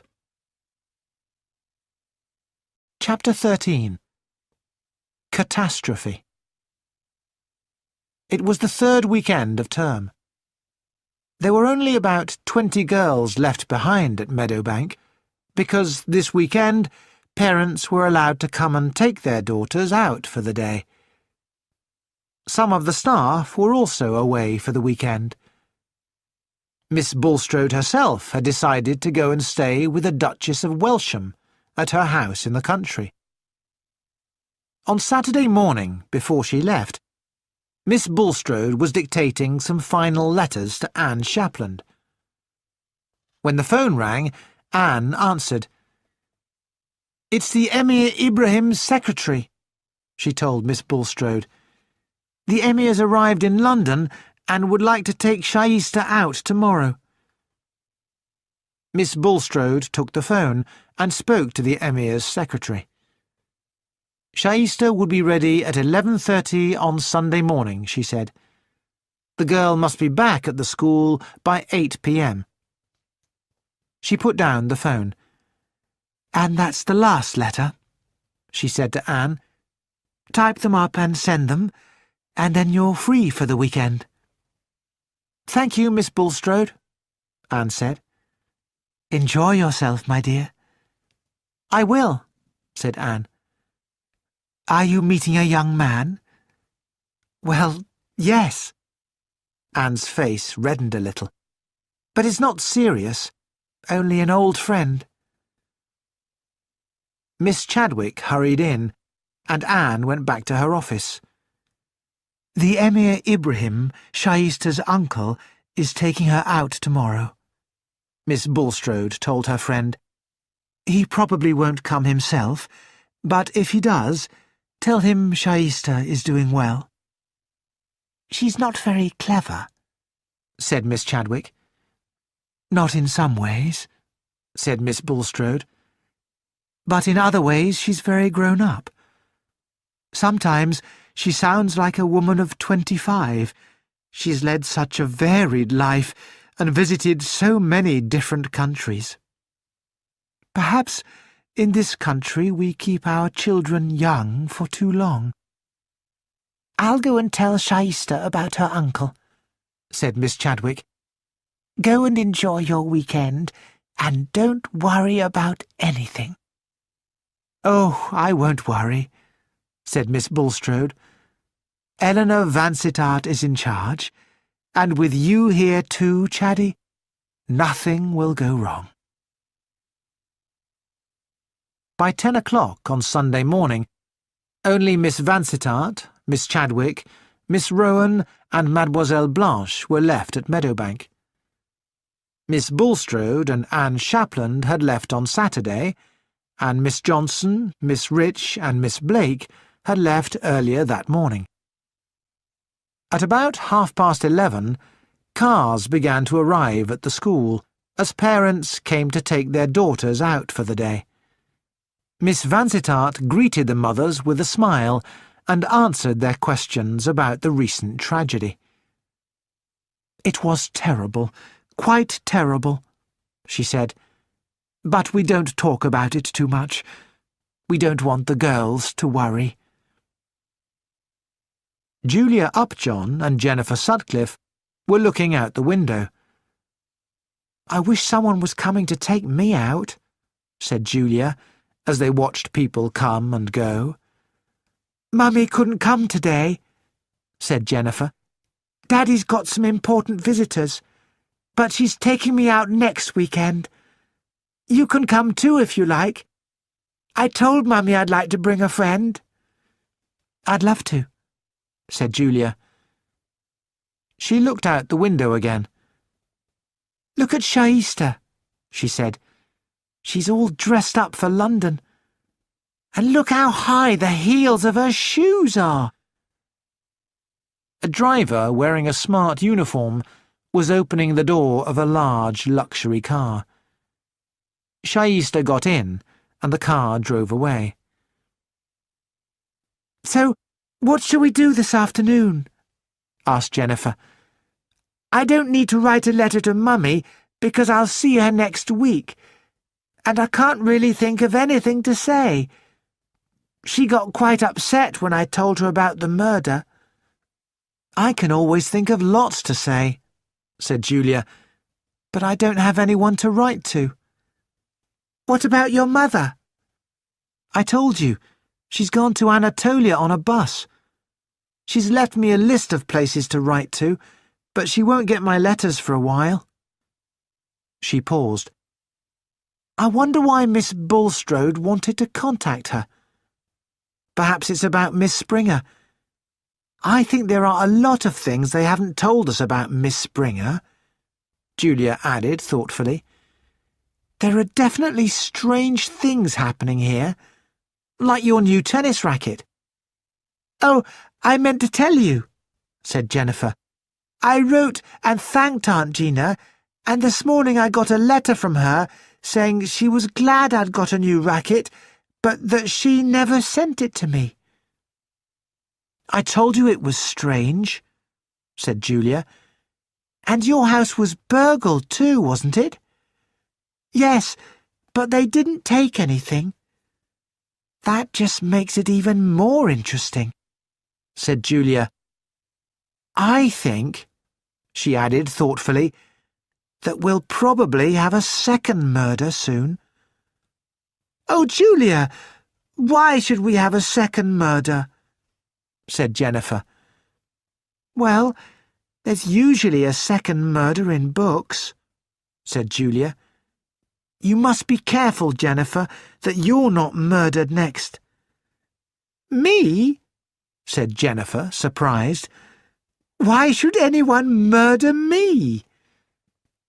Because you seem to be involved in whatever's happening, Julia said. We must ask your mother some questions next week. Perhaps she was given something in Ramat. Where's Shaista? Miss Rowan asked Miss Vansittart and Miss Chadwick. I can't find her anywhere. The Emir's car has just arrived to take her to London. What? Miss Chadwick looked up, surprised. But the Emir's car collected Shaista at 11:30. I saw her leave myself. Eleanor Vansittart went out to speak to the driver. There must be a mistake, she said. The young lady has already left for London. Perhaps the car was ordered twice? The driver didn't seem very surprised. It does happen, he admitted. Sometimes two different people ring up and both book a car by mistake. Miss Vansittart looked a little doubtful as she watched him drive away, but she decided there was nothing to worry about. The afternoon was peaceful, and the girls who were left went swimming and played tennis. Miss Vansittart sat outside under a tree and wrote some letters. At 4:30, the telephone rang, and Miss Chadwick answered. This is the Emir's secretary speaking from London, a man's voice said. Oh, yes, said Miss Chadwick. Is it about Shaista? Yes, said the secretary. The Emir is annoyed he was not told that Shaista was not coming today. Wasn't coming? Said Miss Chadwick. What do you mean? Hasn't Shaista arrived? No, she hasn't. But a car collected her this morning at 11:30. That's very strange, said the secretary. I'll ring up the car company at once and see what's happened. Oh dear, said Miss Chadwick. I do hope there hasn't been an accident. Oh, don't worry, said the secretary cheerfully. We'd know by now. I suppose... He hesitated. Yes, said Miss Chadwick. Well, I was going to ask if Shaista had gone to meet a boyfriend. Certainly not, said Miss Chadwick. It's quite impossible. But as she put the phone down, she wondered. Was it impossible? You never really knew what girls would do.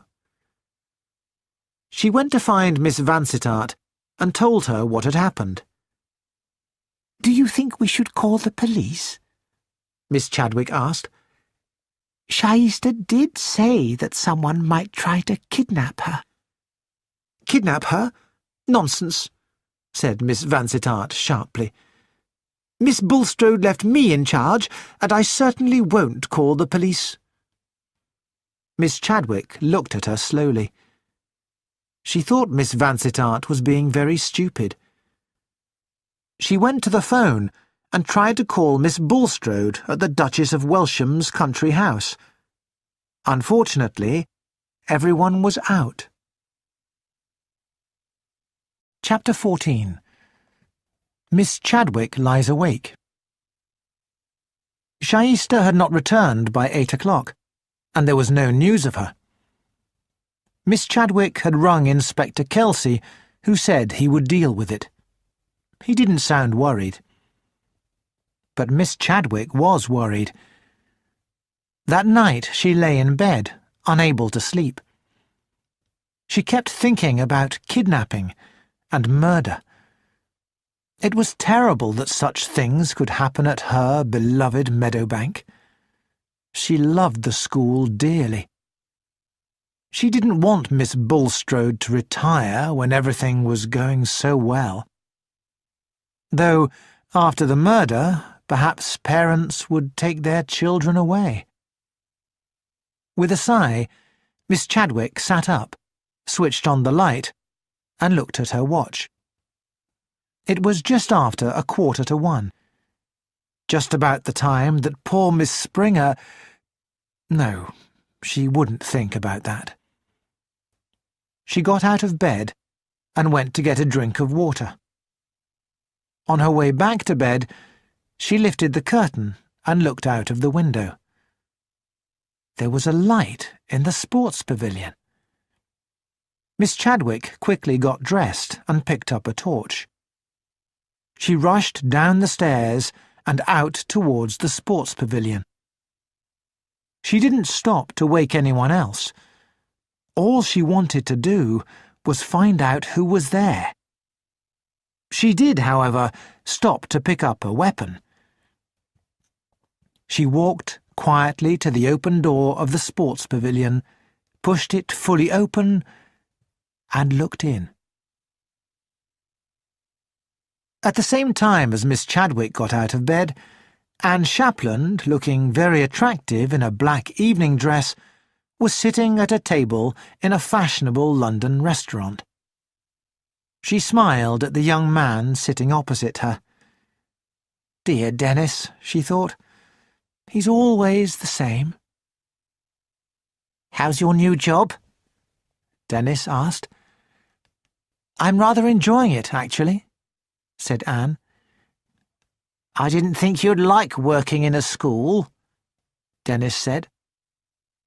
"I'd hate to be a teacher," Anne said, "but I like being a secretary at Meadowbank.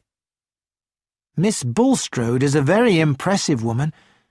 I don't dare make any mistakes." "I wish you'd stop working, Anne, and marry me instead." "I'm not ready to do that yet," Anne replied. "And, of course, I have to think about my mother. Sometimes, when she gets really bad, I have to leave my job and go and look after her." "I think it's wonderful," said Dennis, "that you take such good care of your mother. Of course, I've never met her, but wouldn't she be better living in an old people's home?" "No," said Anne firmly. "Mother's happy most of the time. But sometimes she forgets who she is and where she is. She has a nice woman who looks after her, and when Mother gets too difficult, I go and help." "But don't you mind giving up your jobs?" "No, not really," replied Anne. "I like doing different things, and I don't like to stay in one job for too long." "I'm sure you won't stay too long at Meadowbank," said Dennis. "You'll get tired of all those women." "There's a very good-looking gardener," said Anne. She laughed when she saw Dennis's expression. "Don't worry, I'm only trying to make you jealous." "Tell me about the murder," Dennis said. "It was the games teacher, wasn't it?" "Yes." Anne became serious. "It was all very strange," she said thoughtfully. "I've been thinking about it, And I do know one piece of information that's rather interesting." "Anne!" "Oh, don't worry," Anne said. "It doesn't seem to fit in with anything properly. Perhaps there'll be a second murder," she added cheerfully. "That might help me understand better." At exactly that moment, back at Meadowbank, Miss Chadwick pushed open the door of the sports pavilion. Chapter 15. Murder Repeats Itself. "Come along," said Inspector Kelsey, entering the room with a grim face. "There's been another murder." He and Adam Goodman had been having a drink and talking about the case when the telephone rang. "Who is it?" asked Adam, as he followed Inspector Kelsey down the stairs. "Another teacher, Miss Vansittart, in the sports pavilion." "The sports pavilion again?" said Adam. "Why is that place so important?" It was like a bad dream repeating itself, thought Kelsey, as he entered the sports pavilion and saw the doctor kneeling next to a dead body. "She was killed about half an hour ago," the doctor told him. "Who found her?" said Kelsey. "Miss Chadwick, sir," said his sergeant. "She saw a light, came out to investigate, and found her dead. She's very upset. It was the matron, Miss Johnson, who rang us." "And how was Miss Vansittart killed?" Kelsey asked the doctor. "Was she shot too?" The doctor shook his head. "No, she was hit on the back of the head. She was probably kneeling down and someone hit her with something heavy. No, that wasn't the weapon," he added, as Inspector Kelsey looked at a golf club lying near the door. "She was hit with something like a sandbag." "So, she was kneeling in front of this locker," said Kelsey. He looked at it closely. "This is Princess Shaista's locker, the girl who's missing. Do we know anything about her yet?" "No, sir," said his sergeant. "The car hasn't been found, but the police in London have been told." "Why has this girl been kidnapped?" asked the doctor. "I don't know," said Kelsey gloomily. "When she told me she was afraid of being kidnapped, I didn't believe her." He looked around. "Well," he said, "carry on with the photographs and the fingerprints. I'm going to the house." He was met by Miss Johnson, the matron, who was upset but in control of herself. "This is terrible, Inspector," she said. "2 of our teachers killed. Poor Miss Chadwick is very upset. The doctor gave her something to calm her down." "Before I talk to her, can you tell me the last time you saw Miss Vansittart?" "I haven't seen her at all today," said Miss Johnson. "I've been away all day. I arrived back at 11 and went straight up to my room." "Did you look out of your window towards the sports pavilion?" Kelsey asked. "No, I'm afraid not," said Miss Johnson. "I had a bath and went to bed. I was asleep when Miss Chadwick came in. She looked as white as a ghost and was shaking all over." "Was Miss Vansittart here all day today?" "Yes, I think so. Miss Bulstrode is away and left her in charge." "And who else was here?" Miss Johnson thought for a moment. "Miss Vansittart, Miss Chadwick, Mademoiselle Blanche, and Miss Rowan." "I see," said Inspector Kelsey. "Well, I'd like to talk to Miss Chadwick now. Miss Chadwick was sitting in a chair, with her legs covered up to keep her warm. She looked shocked, white and ill. Is she really dead? Is there any chance that she might recover? Kelsey shook his head slowly. It's so awful, said Miss Chadwick. She burst into tears. This will ruin the school, she said. This will ruin Meadowbank. I can't bear it. I can't bear it. I know this has been a terrible shock for you, Miss Chadwick, said Kelsey, but I want you to be brave and tell me what happened. I went to bed early, but I couldn't sleep. I was worried about Shaista. She's still missing. Eventually, it was about 1:45, I got up for a glass of water and looked out of the window. And I saw a light moving, like a torch, in the sports pavilion. Yes, and then? And then, said Miss Chadwick, I was determined to see who was there and what they were doing. So I got dressed and hurried out before they could get away. The door wasn't shut, and I pushed it open. And there she was, dead. She began to shake all over. Yes, Miss Chadwick, it's all right, said Kelsey. Just one more question. Did you take a golf club with you, or did Miss Vansittart take it?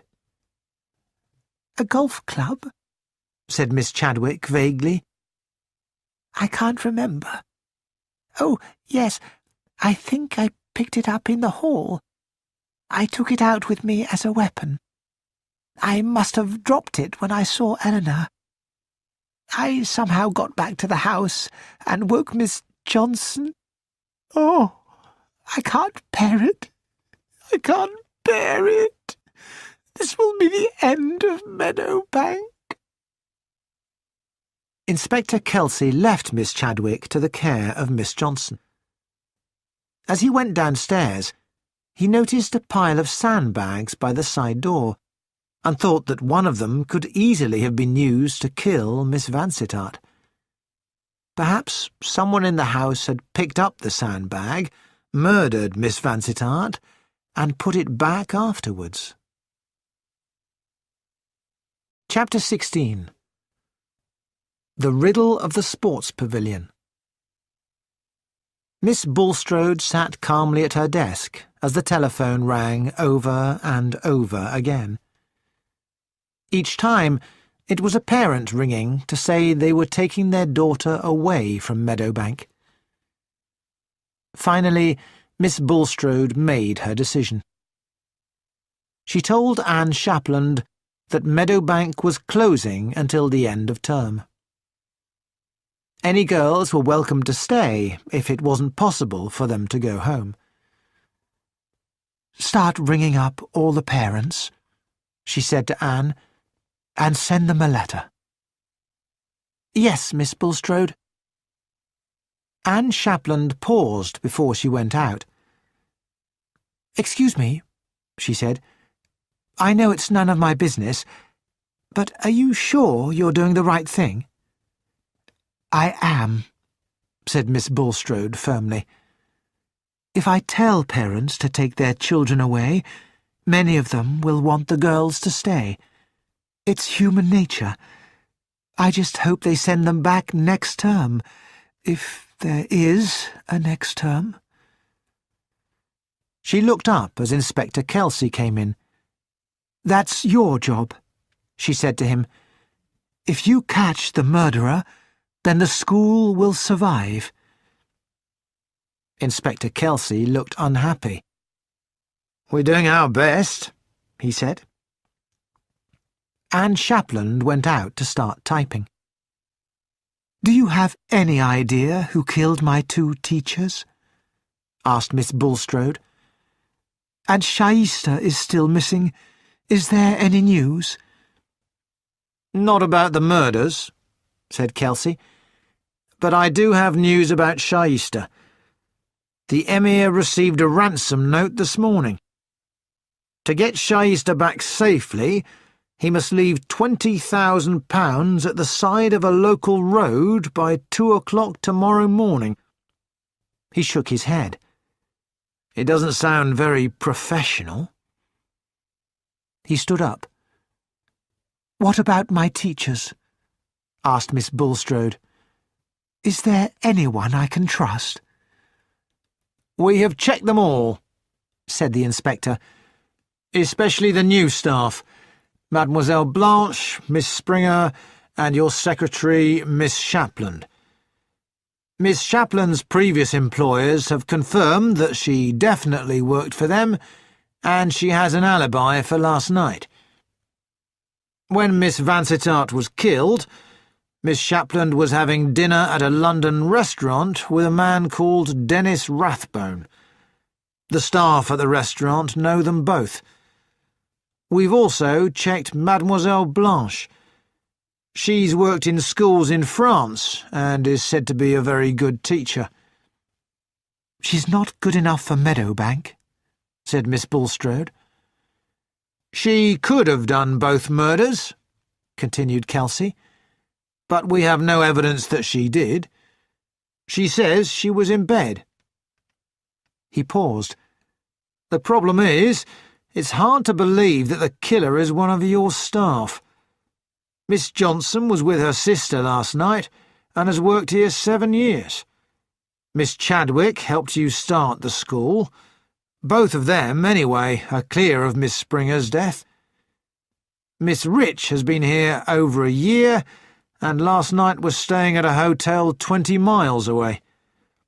Miss Blake was with friends, and Miss Rowan has been with you for a year and has a good background. Miss Bulstrode nodded. I quite agree with you, she said. So...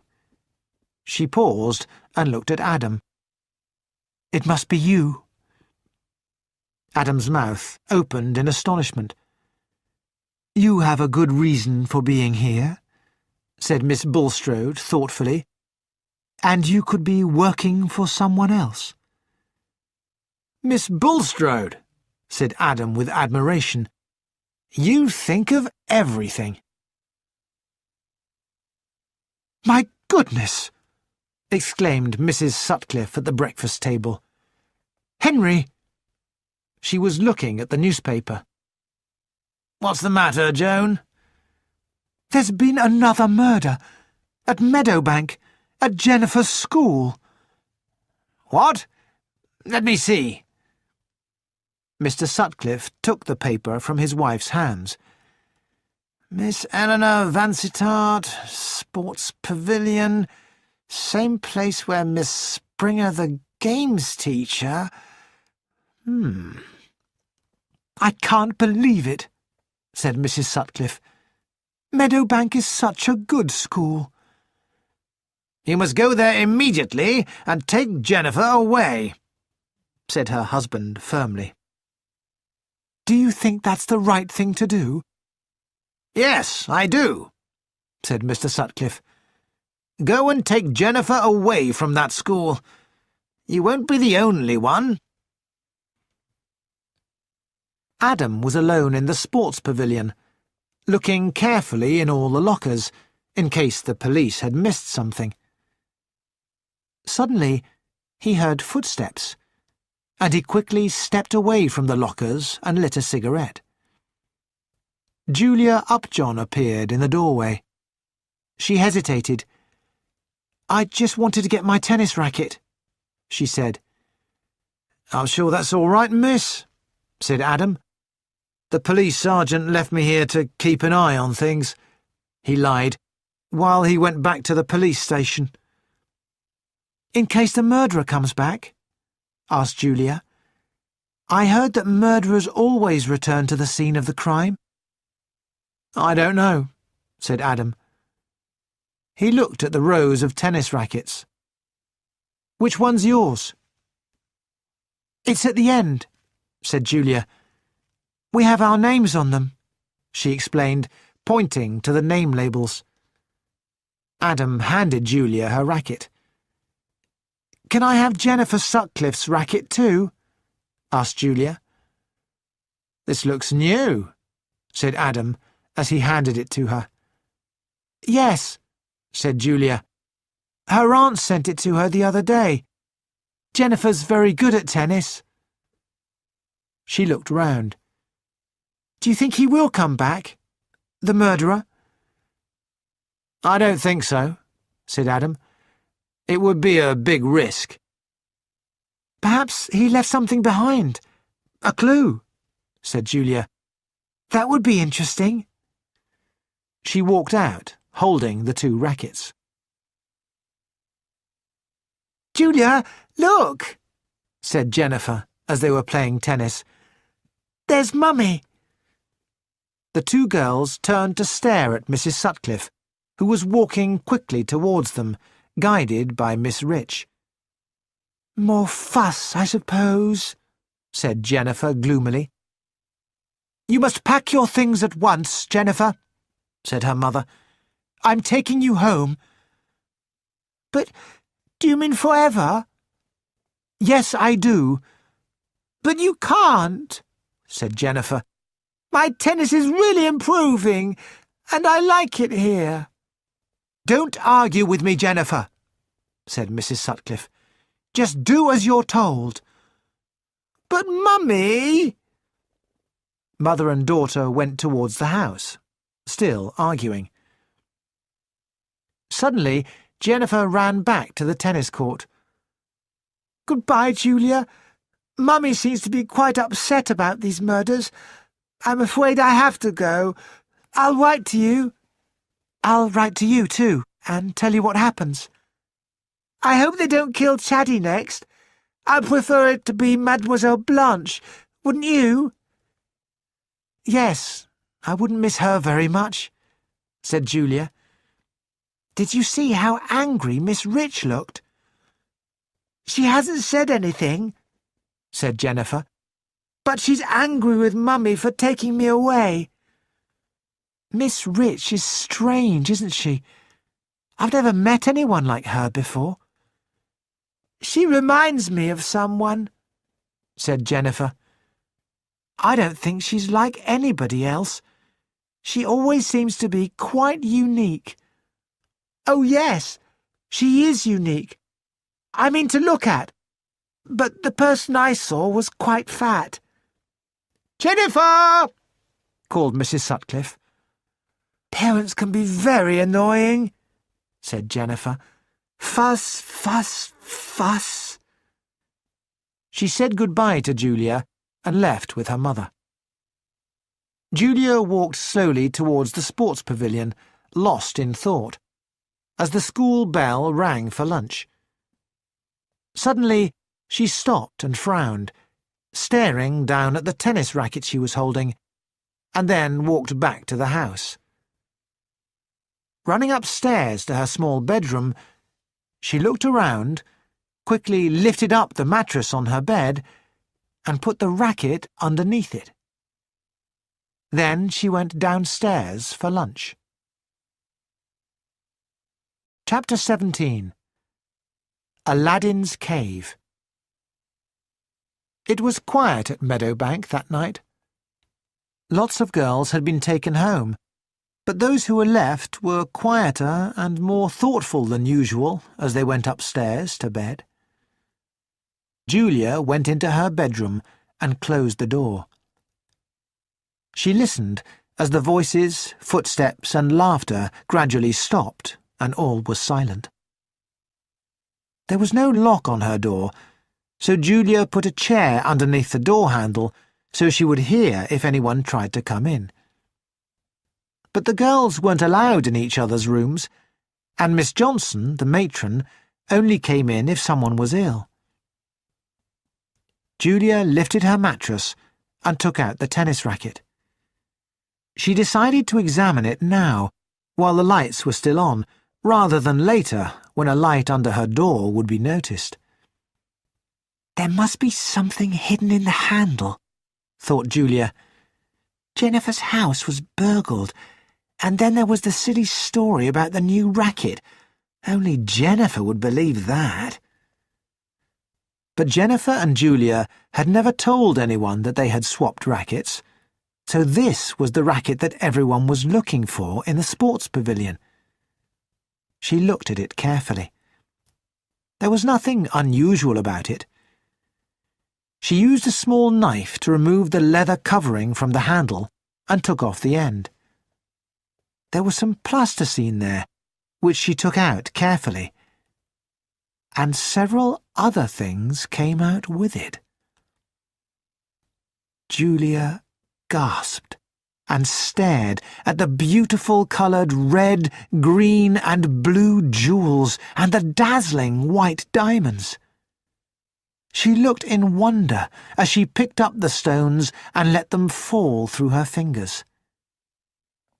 And then, suddenly, she heard a slight noise outside her door. Julia sat there thinking, trying to decide what to do. She quickly picked up the jewels and put them in her wash-bag, covering them with her sponge and soap. Then she repaired the tennis racket so that it looked just the same as it did before. She threw it casually down on her chair and sat on her bed, listening. Suddenly, Julia was afraid. 2 people had been killed. If anyone knew what she had found, she would be killed too. She managed to move a heavy desk in front of the door, and then she locked the window. At 10:30, Julia turned off her light, just as usual. If anyone tries to come in, she thought, I'll knock on the wall and scream as loud as I can. She sat on her bed, fully dressed, for a long time. And at last, she heard a soft footstep outside her door. As Julia watched, the door handle slowly turned. But the door wouldn't open because of the desk in front.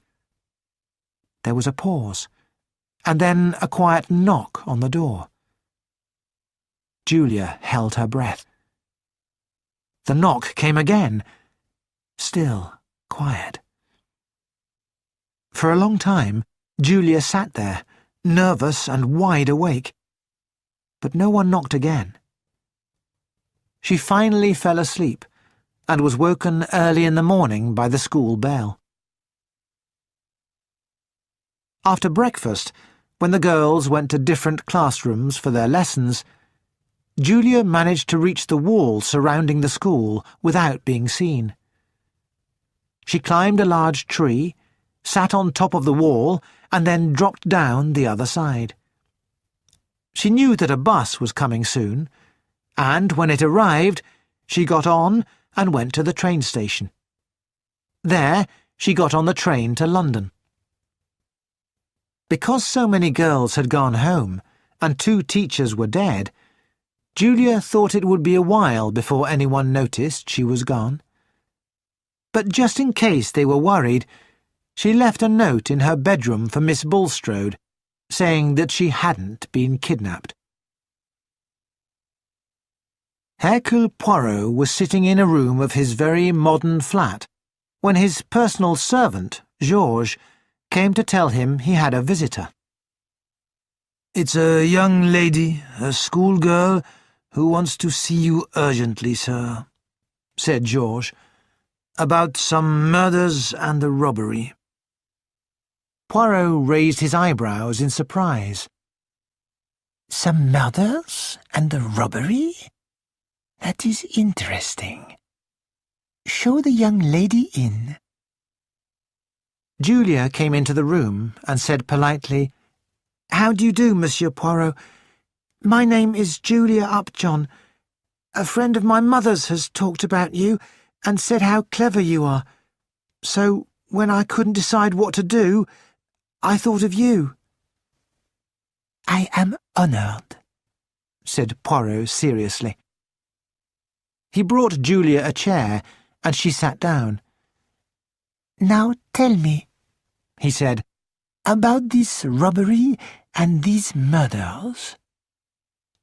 "Miss Springer and Miss Vansittart have been murdered," explained Julia.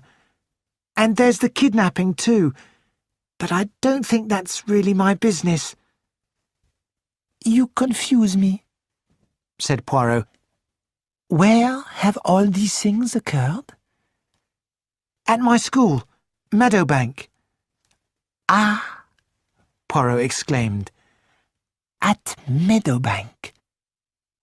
He picked up that day's newspaper and looked at the front page. "I begin to understand," he said. "Now tell me everything, Mademoiselle Julia, from the beginning." Julia told him. It was a long story, but she told it very clearly. At the end, she described how she had looked inside the handle of the tennis racket. "And what was inside?" Poirot asked. Julia lifted up her skirt and quickly pulled off several pieces of sticky tape that held a small plastic wash bag to her leg. She opened the wash bag and suddenly poured the sparkling stones onto the table. "My goodness!" exclaimed Poirot in great surprise. He picked up the jewels, letting them fall through his fingers. "But they are real, genuine." Julia nodded. "I think they are. That's why people have been killed." She looked again at the jewels. "But, Monsieur Poirot, who do they belong to?" "It is very difficult to know, but they do not belong to either you or to me. We must now decide what to do next." Hercule Poirot closed his eyes in thought. After a while, he sat up. "It seems that in this case I cannot remain in my chair. There must be order and method, but in what you tell me there is no order and method. That is because we have here many different things that have been happening, but they all meet at Meadowbank. So I, too, go to Meadowbank. And as for you, Mademoiselle Julia, where is your mother?" "Mummy's gone on a bus to Anatolia." "I see," said Poirot. "So instead, we must tell your good head teacher that you are safe and that I will bring you back to Meadowbank." "Miss Bulstrode knows I'm all right. I left a note saying I hadn't been kidnapped." "She will like to know for sure," said Poirot, picking up the phone. Soon he was talking to Miss Bulstrode. "Ah, Miss Bulstrode, my name is Hercule Poirot. I have with me here your pupil, Julia Upjohn. I am bringing her back in my car immediately and will tell the local police that a certain valuable package is now safely in the bank." When he put down the phone, Julia said, "But the jewels aren't in the bank." "They will be in a very short time," said Poirot. "But if anyone at Meadowbank was listening or knows about the jewels, they now know that you do not have them any more. I said that to keep you safe, my child. I will admit that I have formed a high opinion of your courage and your intelligence." Julia looked pleased but embarrassed. Chapter 18. Consultation. Miss Bulstrode had heard of Hercule Poirot and greeted him warmly. "It was kind of you, Monsieur Poirot, to ring about Julia," she said. especially since, with all the confusion here, we hadn't noticed she had gone. Perhaps it would have been better, Julia, to tell me what you are planning to do." "I didn't want to," said Julia, "in case someone heard me." "I'm not annoyed," said Miss Bulstrode, "but I would like to know exactly what's going on." "You permit?" said Hercule Poirot. He walked to the door, opened it, and looked out, before shutting it very obviously. He returned, smiling widely. "We are alone," he said mysteriously. "We can begin." Miss Bulstrode looked at the door, and her eyebrows rose in surprise. She looked at Poirot, and then slowly nodded her head. "Now then, Julia," she said, "tell me what's happened." Julia told her story again. When she finished, Hercule Poirot said, "What Mademoiselle Julia found is now safely in the bank. It is hoped that no more unpleasant events will occur at Meadowbank." He looked again towards the door. "I think I understand," said Miss Bulstrode. "But it is important, Mademoiselle Julia, that you do not say anything about what you found, even to your friends," added Poirot. "Can you do that?" "Yes," said Julia. "I won't tell anyone." Miss Bulstrode smiled. "I hope your mother will be home soon," she said.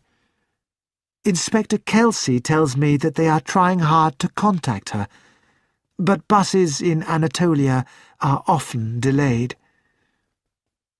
"I can tell Mummy, can't I?" said Julia. "Of course. Well, thank you, Julia," Miss Bulstrode said. "You'd better go to your class now." Julia left, closing the door behind her. Miss Bulstrode looked at Poirot. "I think I understand," she said again. "You only pretended to shut the door. In fact, you left it slightly open." Poirot nodded. "Yes," he said. "If there was anyone who wanted to overhear, they now know that what Mademoiselle Julia found is in the bank. She should now be safe here." Hercule Poirot was in a meeting with Inspector Kelsey and Adam Goodman. "Now the jewels have been found," Kelsey was saying, "this is a very sensitive situation. Some very important people don't want any stories about the jewels in the newspapers. Officially, it's best that we know nothing about them." "Yes," agreed Hercule Poirot slowly. "It is best to say nothing about the jewels. It is possible, after all, that they may still be hidden somewhere in Ramat." Inspector Kelsey sighed with relief. "Thank you, Monsieur Poirot. Unofficially, these important people would like to leave the jewels with you." "I do not object," said Poirot. "Let us leave it at that. We have more serious things to think about, have we not? The jewels are valuable, but I say that human life is worth more." "You're right, Monsieur Poirot," said Inspector Kelsey. "We must catch this murderer. We'd be very interested to know what you think." "Then tell me, if you please," said Poirot, "all that is known so far." He settled down to listen. When Inspector Kelsey and Adam Goodman had told him everything, Hercule Poirot closed his eyes and slowly nodded his head. "Let us start with the kidnapping of Princess Shaista," he said. "From what you have said, Inspector, it does not make much sense." "That's what I thought," said Kelsey slowly. "And though there have been ransom demands, they aren't genuine. No one has collected the ransom money." "So Princess Shaista was not kidnapped for ransom money, and it is clear that she did not know where the jewels were hidden. So there must be some other reason." He sat in silence, frowning for a moment or two. Then he sat up and asked a question. "Her knees," he said. "Did you ever notice Princess Shaista's knees?" Adam stared at him in astonishment. "No," he said. "Why should I? The girls wear skirts most of the time which cover their knees." "In the swimming pool, perhaps?" suggested Poirot hopefully. "I never saw Shaista go swimming," said Adam. "I expect it was too cold for her. So, what do you mean? Does she have a scar or something like that?" No, that is not it at all. Well, instead I will contact my old friend, the Chief of Police in Switzerland. He may be able to help us." "Shaista was at school in Switzerland," said Kelsey. "Did anything happen there?" "It is possible, yes," said Poirot. He paused. "But now we pass from kidnapping to something more serious. Murder." Chapter 19. Consultation continued. "Two murders at Meadowbank," said Poirot thoughtfully, "in the sports pavilion. Now we know why.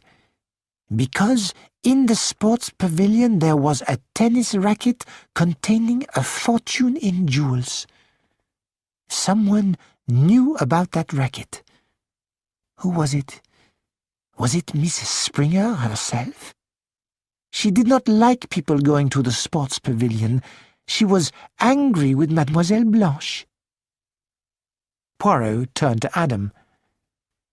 "And you say that Mademoiselle Blanche behaved strangely when she came out of the sports pavilion?" "Yes," said Adam. "She didn't need to explain to me why she was there, but she told me anyway." Poirot nodded thoughtfully. "And Miss Springer, why was she in the sports pavilion so late at night?" He turned to Kelsey. "Where was Miss Springer before she came to Meadowbank?" "We don't know," said the inspector. "She left her previous job last summer, and we don't know where she's been since then. She has no close relatives or friends we can talk to." "So she could have been in Ramat," said Poirot thoughtfully. "I believe there were some school teachers in Ramat when the revolution started," said Adam. "Let us say, then," suggested Poirot, "that Miss Springer was in Ramat and somehow learned that the jewels were in the tennis racket.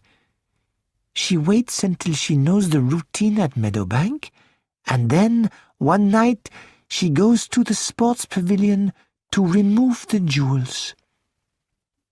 He paused. "Someone else had been watching her, followed her, and shot her. But they had no time to get the jewels or take the tennis racket because the shot was heard and people were quickly approaching the sports pavilion." "Do you think that's what happened?" asked Inspector Kelsey. "I do not know," said Poirot. "It is one possibility." The other is that the person with the gun was already there and was surprised by Miss Springer. Miss Springer was a nosy woman. Perhaps she was suspicious of someone. And who was the other person? Asked Adam. I do not know, Poirot said again. You say you have checked most carefully everyone staying nearby, so it must be someone at Meadowbank. Kelsey sighed. Yes, he agreed. Almost anyone could have killed Miss Springer, except Miss Johnson and Miss Chadwick. But the second murder narrows things down. Miss Rich, Miss Blake and Miss Shapland have good alibis. And Miss Bulstrode? Poirot asked. Adam smiled. She was staying with the Duchess of Welsham, said Kelsey, so she too has an alibi. That leaves us with Miss Rowan and Mademoiselle Blanche. Miss Rowan has been here over a year, and we have no reason to suspect her. So we come back to Mademoiselle Blanche, said Poirot. There was a silence. There's no evidence against her, said Kelsey. Her references seem genuine. They would have to be, said Poirot. Wait a minute, said Kelsey. I remember that Mademoiselle Blanche said something about a key. She picked up the key to the sports pavilion and forgot to put it back.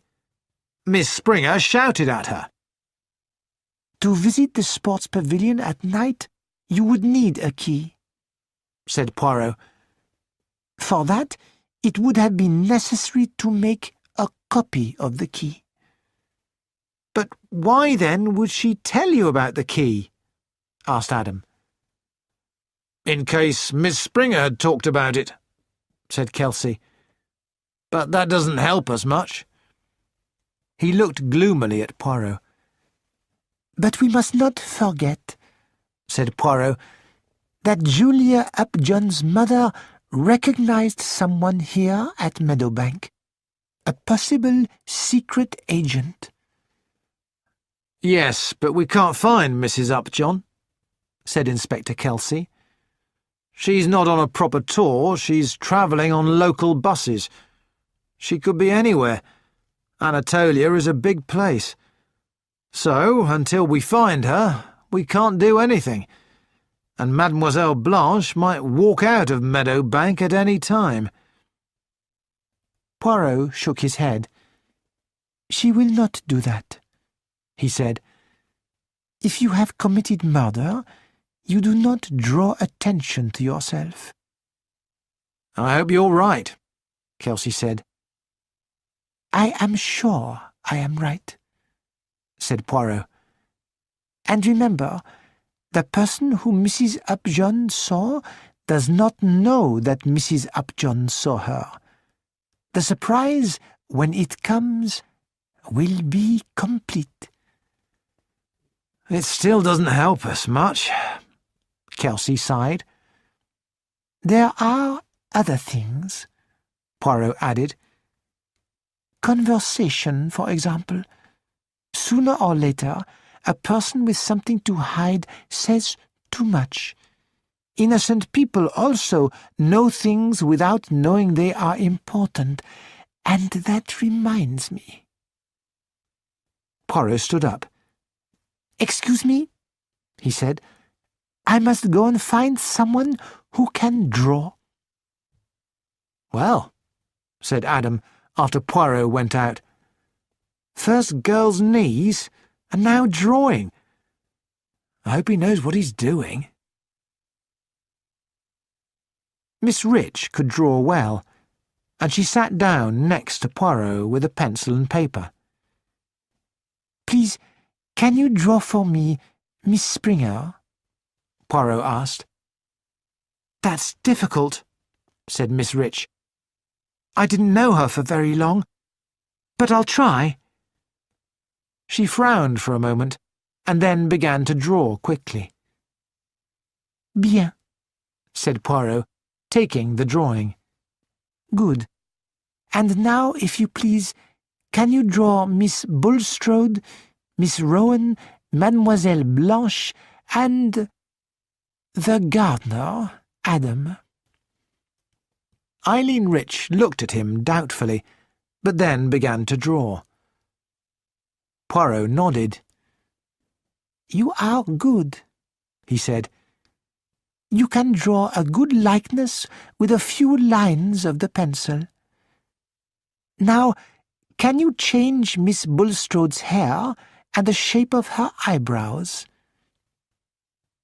Eileen stared at him for a while, and then did as he asked. Excellent, said Poirot.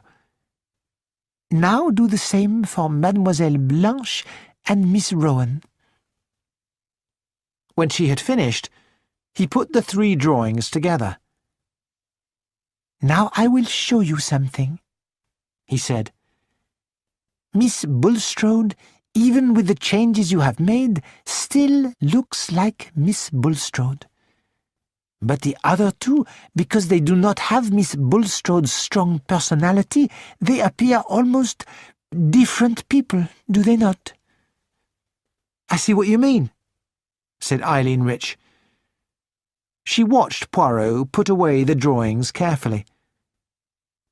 What are you going to do with them? Use them, said Poirot. Chapter 20. Conversation. Well, said Mrs. Sutcliffe doubtfully, I don't really know what to say. She looked at Hercule Poirot. It's been very upsetting, she continued, and I'm glad to have Jennifer safely at home with me. 2 murders and a girl kidnapped.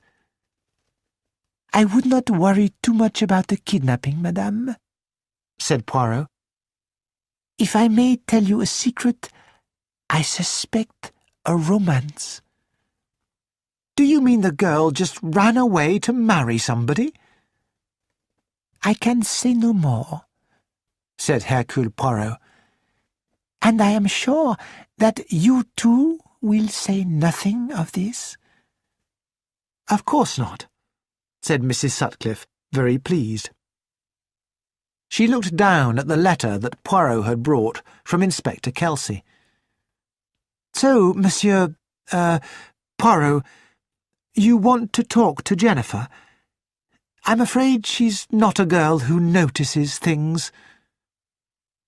She called her daughter into the room. How do you do? said Poirot. I am a friend of Julia Upjohn.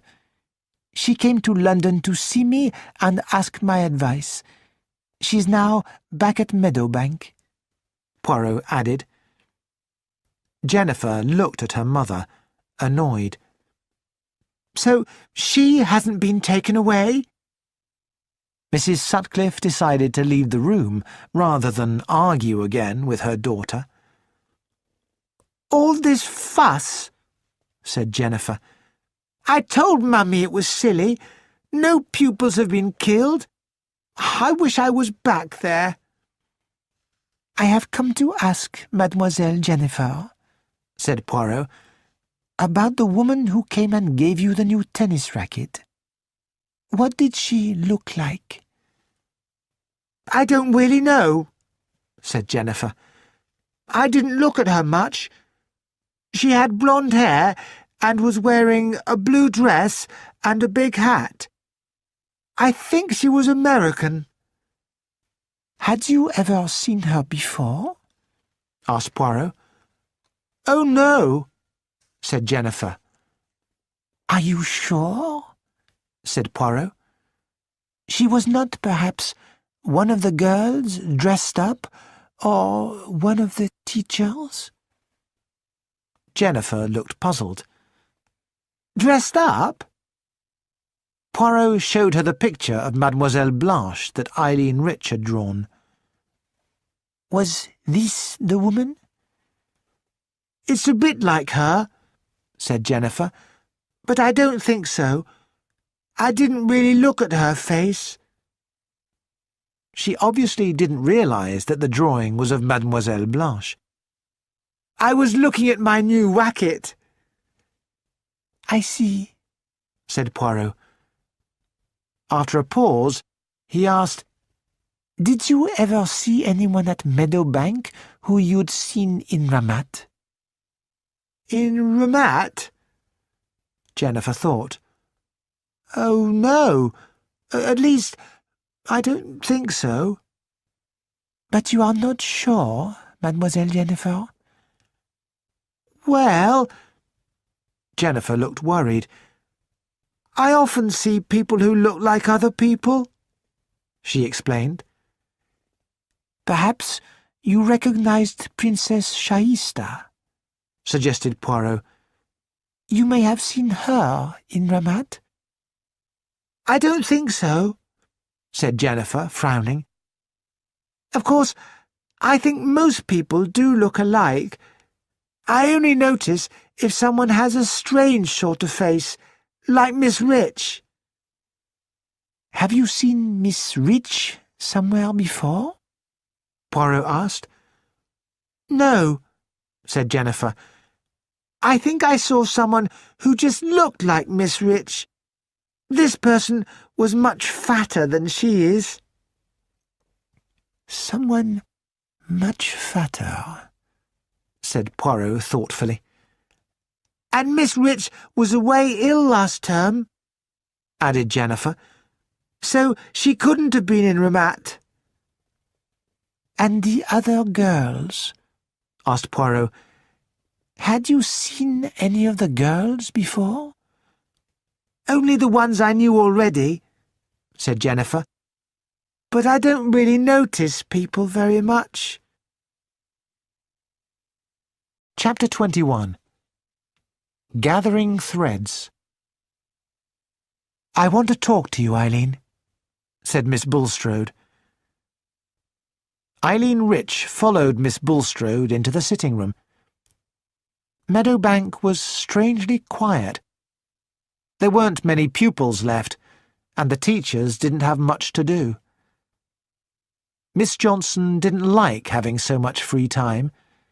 Miss Chadwick wandered round looking very unhappy, while Anne Shapland did a lot of gardening, working closely with Adam. "I want to talk to you about Meadowbank," said Miss Bulstrode. "The school may be ruined. Perhaps no one will come back." "No," interrupted Eileen Rich. "You mustn't let that happen. It would be wrong." She almost shouted with passion. "Meadowbank is a great school, and it must be saved." "I promise that I'll do all I can," said Miss Bulstrode. "But what I want to say is this. If Meadowbank survives, I want you to be the next head teacher." "Me?" Eileen Rich stared at her. "Me?" "Yes, my dear," said Miss Bulstrode. "You." "I can't," said Eileen Rich. "I'm too young. I don't have enough experience." "You are the person I want to run this school when I retire," said Miss Bulstrode firmly. "But we all thought that Miss Vansittart—" "I did consider her very carefully for a long time," admitted Miss Bulstrode. "I'm sure everyone else thought Miss Vansittart would be the next head teacher. But I never said anything definite to her. And finally, I decided she was not the person I wanted. I want someone with new ideas, who will think about the future. That's why I want you." "It would have been wonderful," said Eileen Rich. "Wonderful. But I really don't think I can. Now. Perhaps I can think about it, Miss Bulstrode. I don't really know what to say." Miss Rich's hair is always so untidy," remarked Anne Shapland, looking up from her gardening as the teacher walked by. "Why doesn't she cut it all off?" "You should suggest it to her," said Adam. "I don't know her that well," said Anne Shapland. She paused. "Do you think that Meadowbank will be able to continue?" "I don't know," said Adam. "Will you come back next term, if it does?" "No," said Anne firmly. "I've had enough of schools and working with women, and I don't like murder. I think I'll marry Dennis and settle down." "Dennis?" said Adam. "You told me about him. I think you can do better." "Are you making me an offer?" said Anne. "Certainly not," said Adam. "And you wouldn't like to marry a gardener." "I was wondering about marrying a secret agent," said Anne. "I'm not a secret agent," said Adam. No, of course not," said Anne. "You're not a secret agent. Shaista wasn't kidnapped. Everything's fine. I've heard that Shaista has been found in Switzerland," she added. "How did she get there?" "I've no idea," said Adam. "It was Monsieur Hercule Poirot who found her." "Is he the funny little man who brought Julia Upjohn back from London?" asked Anne. "Yes, that's him," said Adam. "He went to see my mother," he added, "and Jennifer Sutcliffe's mother. He seems to be fascinated with people's mothers." "Did he go and see Miss Rich's mother, and Chaddy's?" said Anne. "Poor Miss Chadwick. Look, here she comes now." She watched Miss Chadwick's approach. "She looks much older since Miss Vansittart's death. She really loves Meadowbank. I'll go and talk to her." Anne went to meet Miss Chadwick, and together they walked back to the house. "It's so quiet here now," said Anne, looking round. "It's awful," said Miss Chadwick. "Awful. I can't get over it. I can't sleep at night. Meadowbank is ruined. After all those years of work." "It may be all right," said Anne. "People will soon forget about the murders." "But not quickly enough," said Miss Chadwick grimly. "Not quickly enough." Mademoiselle Blanche came out of the classroom at the end of her French lesson. She looked at her watch. Yes, she did have enough time. She went upstairs to her room and got ready to go out. As she looked at herself in the mirror, she smiled. Sometimes it was good to be a person who no one noticed. It made it easy for her to use her sister Angèle's references, and even her passport. Angèle was dead, but she had enjoyed teaching and was very good at it. She herself found it very boring. But she wasn't going to be a teacher for much longer. She was going to have money. Mademoiselle Blanche picked up her handbag and went out of the house through the front gate to the bus stop. When the bus arrived, she got on, and a quarter of an hour later, she got out in the nearest big town. She went to a large department store and began to look at dresses. After a while, she went upstairs to the ladies' restroom and found a telephone. No one was near enough to overhear her. She called a number and waited to hear if the right voice answered. It did. "You know who I am?" she said.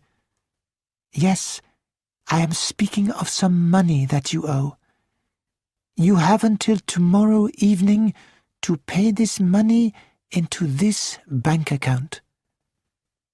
She gave the details. If not, I will tell the police what I saw on the night that Miss Springer died. She put down the phone. After doing a little shopping, Mademoiselle Blanche took the bus back to Meadowbank. She smiled to herself. She had asked for money, but not too much. The money would last for a while, and then she would ask for more. Life was going to be very pleasant in the future. Back at Meadowbank, Mademoiselle Blanche walked past the swimming pool and watched Eileen Rich and Anne Shapland swimming and diving with the girls in the pool. She was in time for her afternoon classes.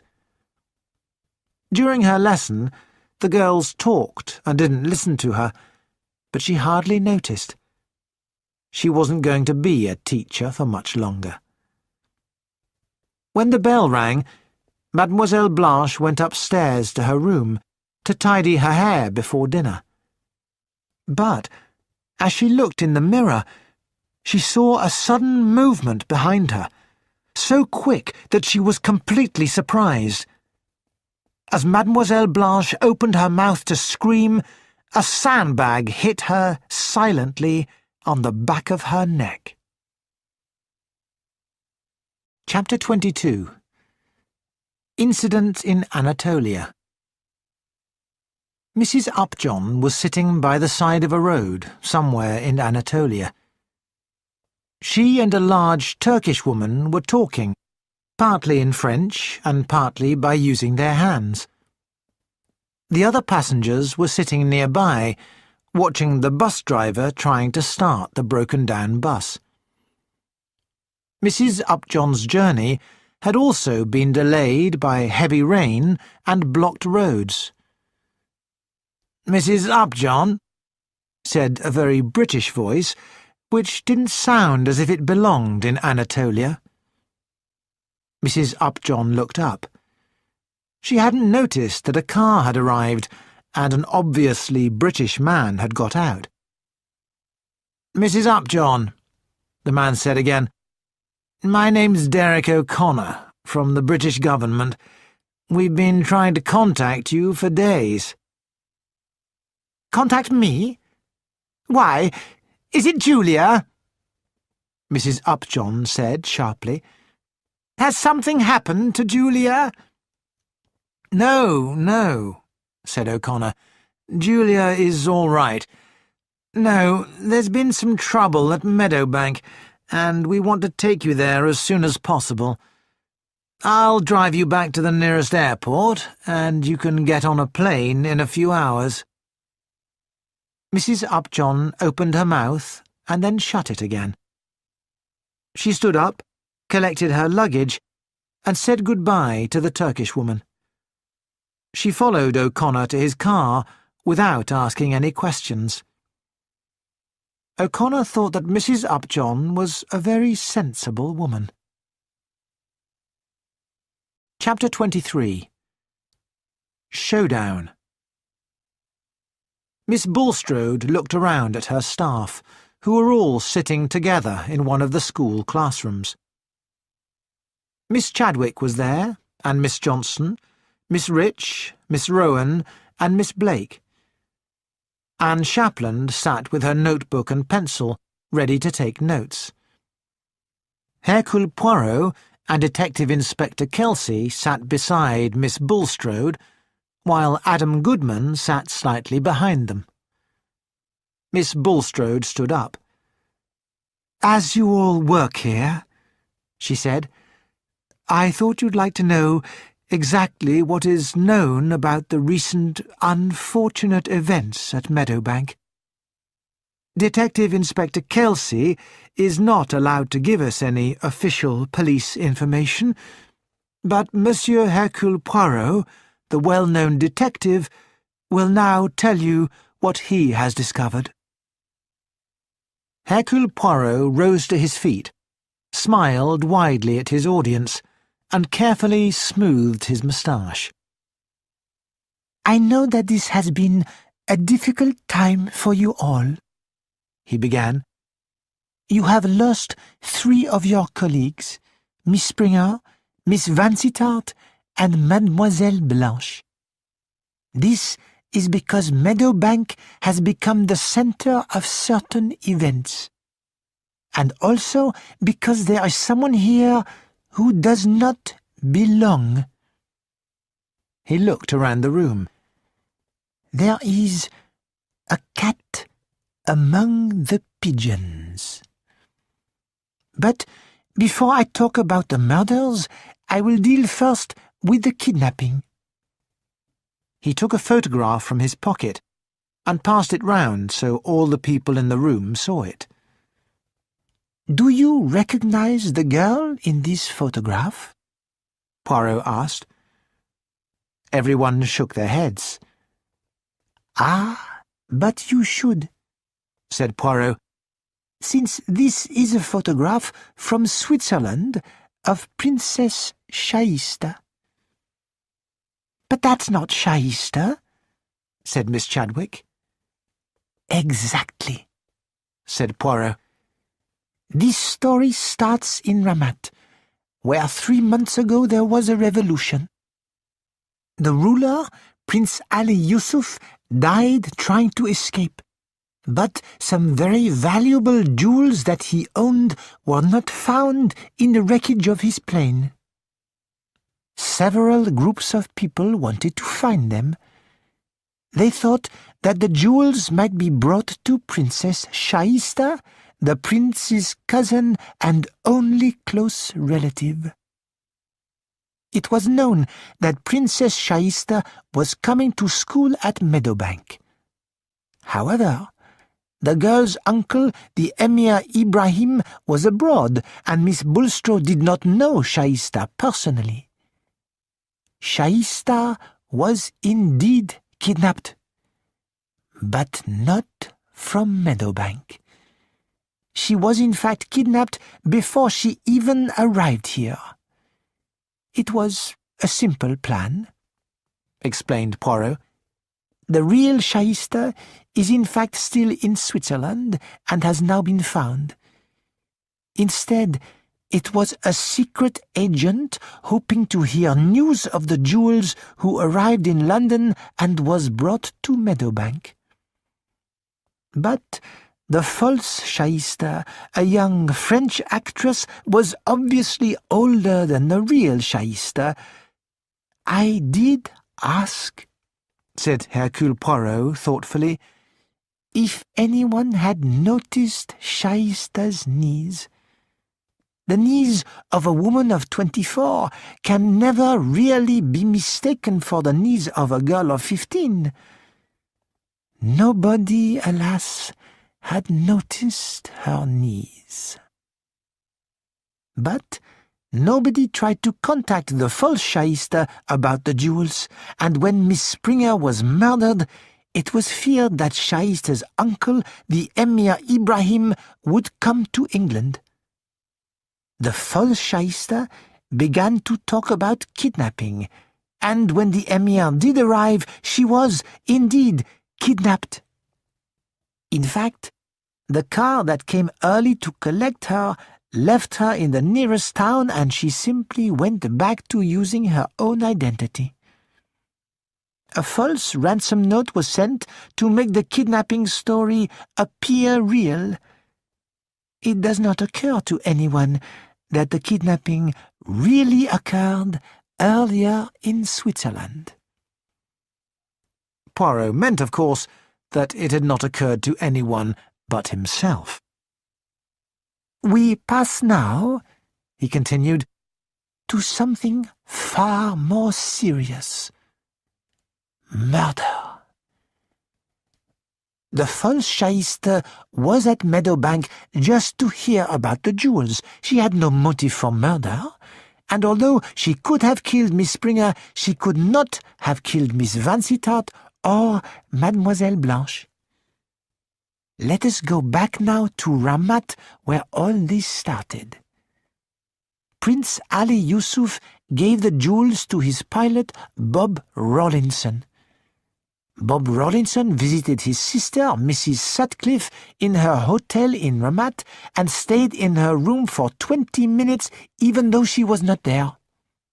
Several different groups of people guessed that Bob Rawlinson had hidden the jewels somewhere in his sister's luggage. One group of people did not know where, and searched Mrs. Sutcliffe's luggage and burgled her house.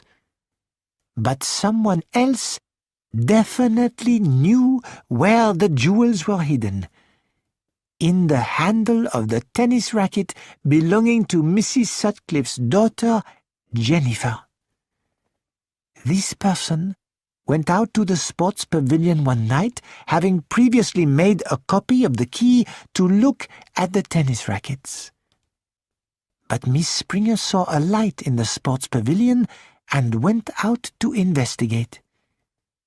Discovered and recognized by Miss Springer, the killer did not hesitate.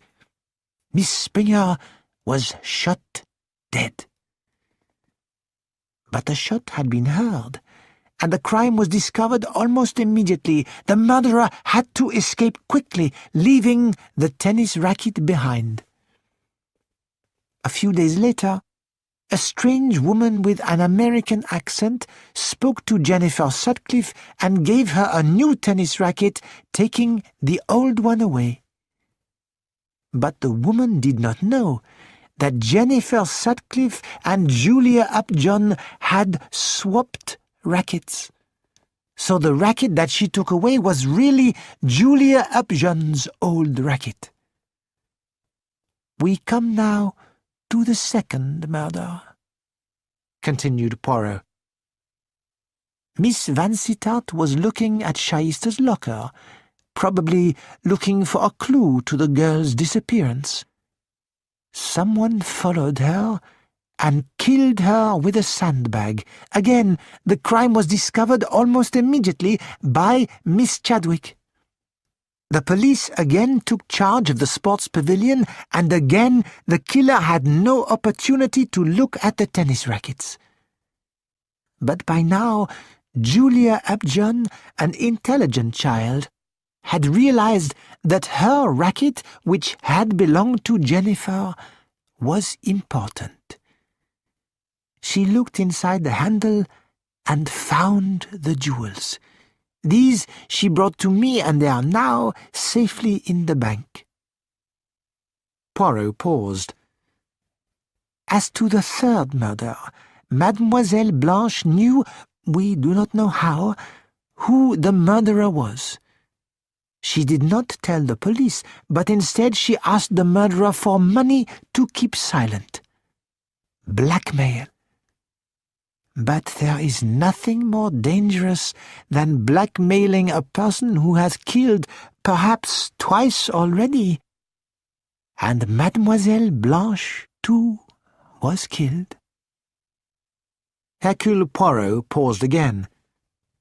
So that, he said, looking around, is the account of this whole affair. They were all staring at him, and their faces now showed no emotion.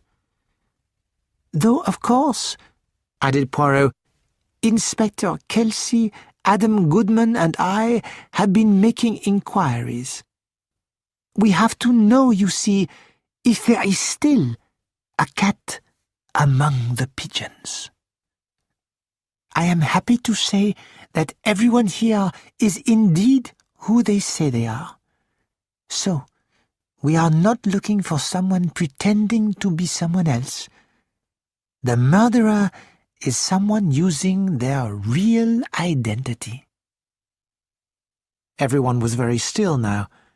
There was a feeling of danger in the air. We are looking, continued Poirot, for someone who was in Ramat 3 months ago and who saw Bob Rawlinson hide the jewels in the tennis racket.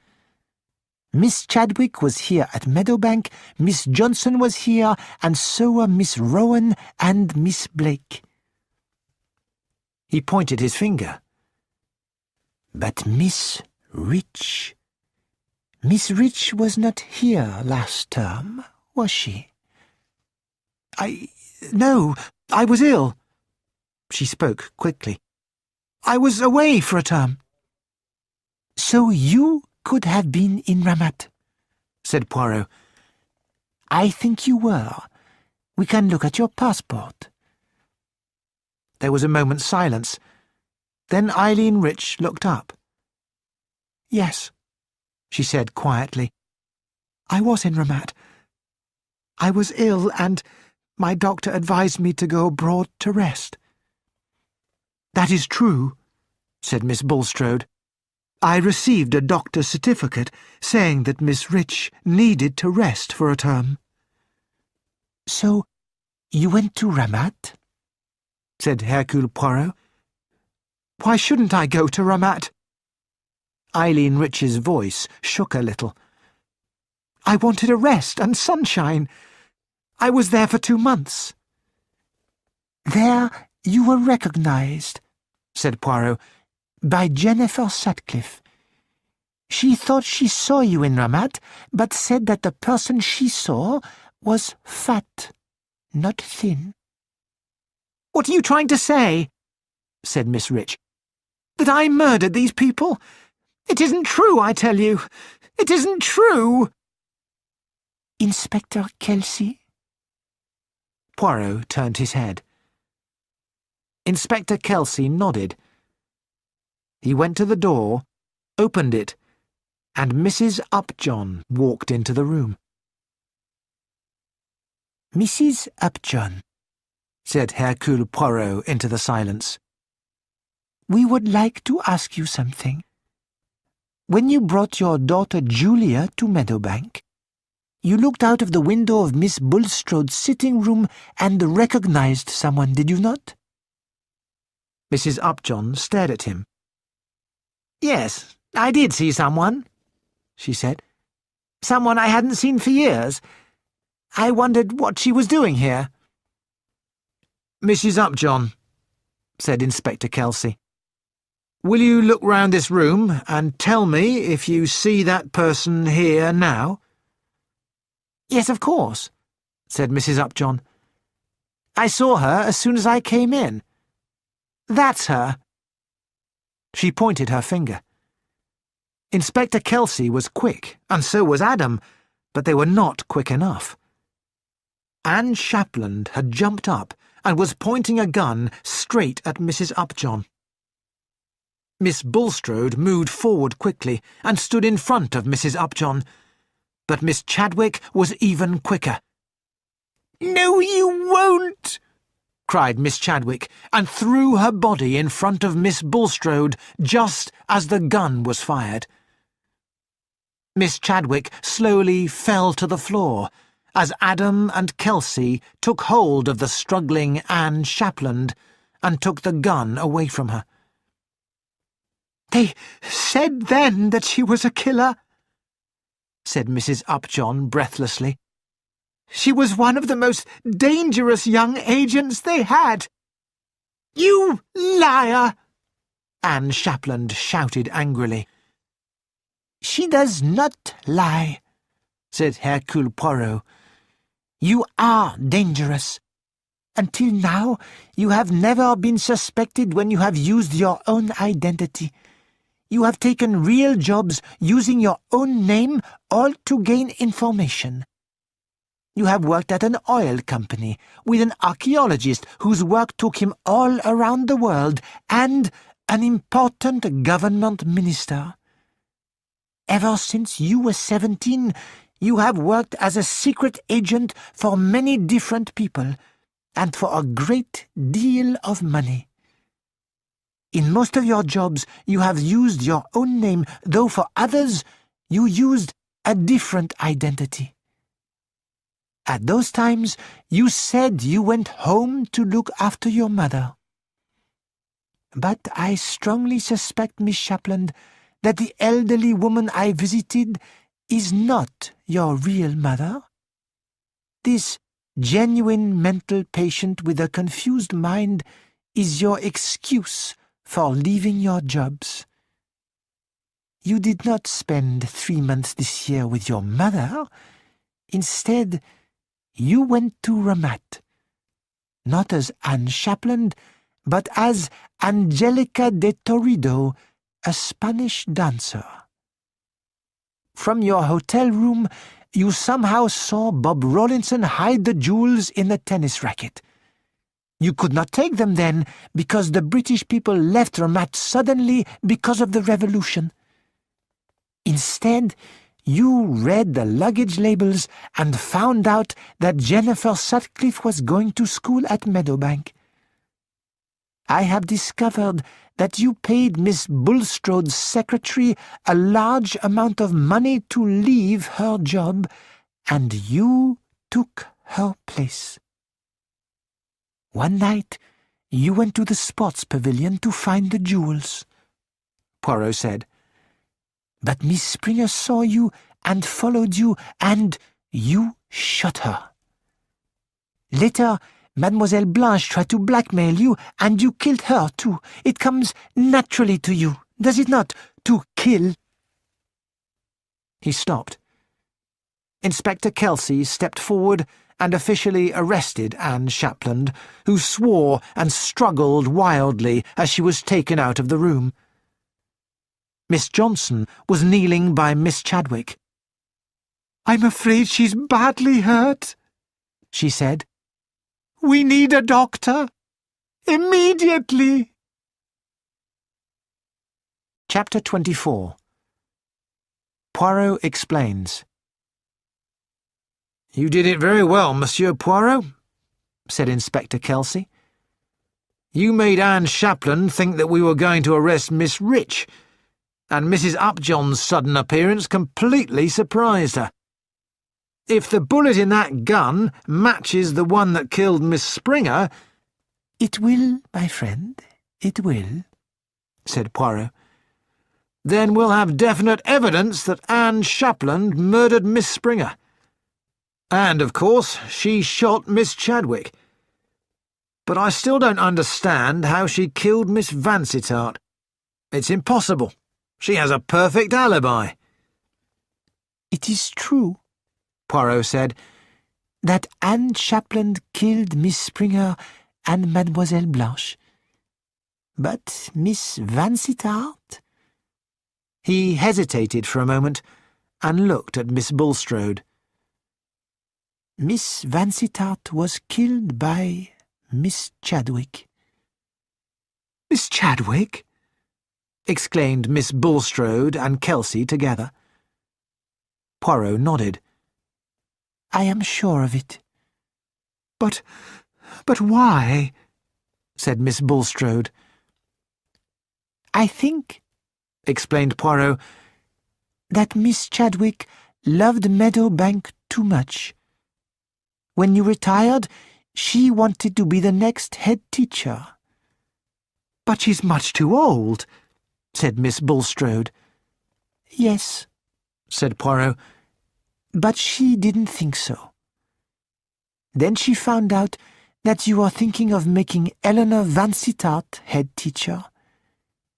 Miss Chadwick loved Meadowbank, and she did not like Eleanor Vansittart. I think, in the end, she hated her. She was jealous." "I see," said Miss Bulstrode slowly. Yes, I see. I should have known."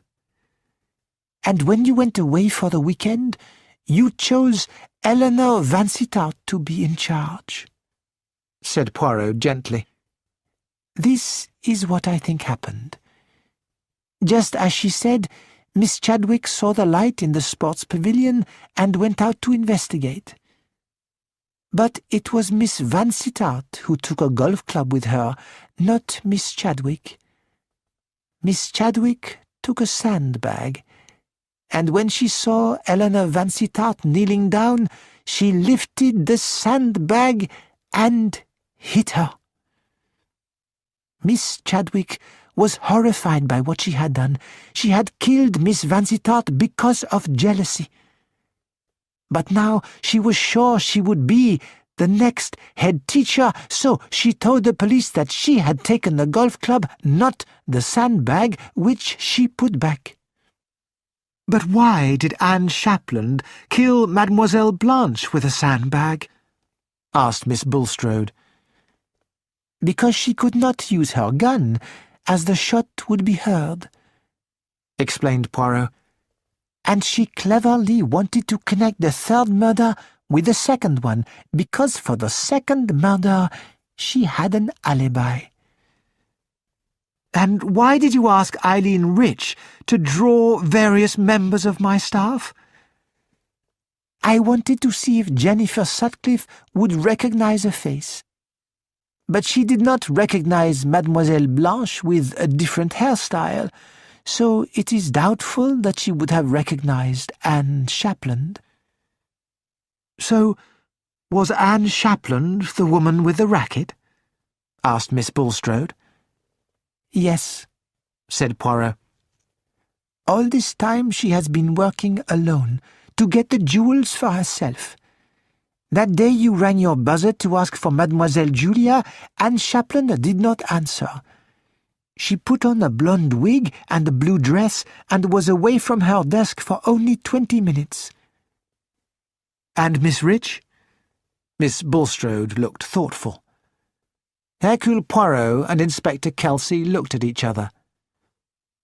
"Talk to her," said Poirot, as the two men left the room. "That is the best thing to do." When Eileen Rich appeared, her face was white. "So you want to know what I was doing in Ramat?" "I think I know," said Miss Bulstrode. "Jennifer said you were fat. She didn't realize you were pregnant." "Yes," said Eileen Rich. "I was going to have a baby.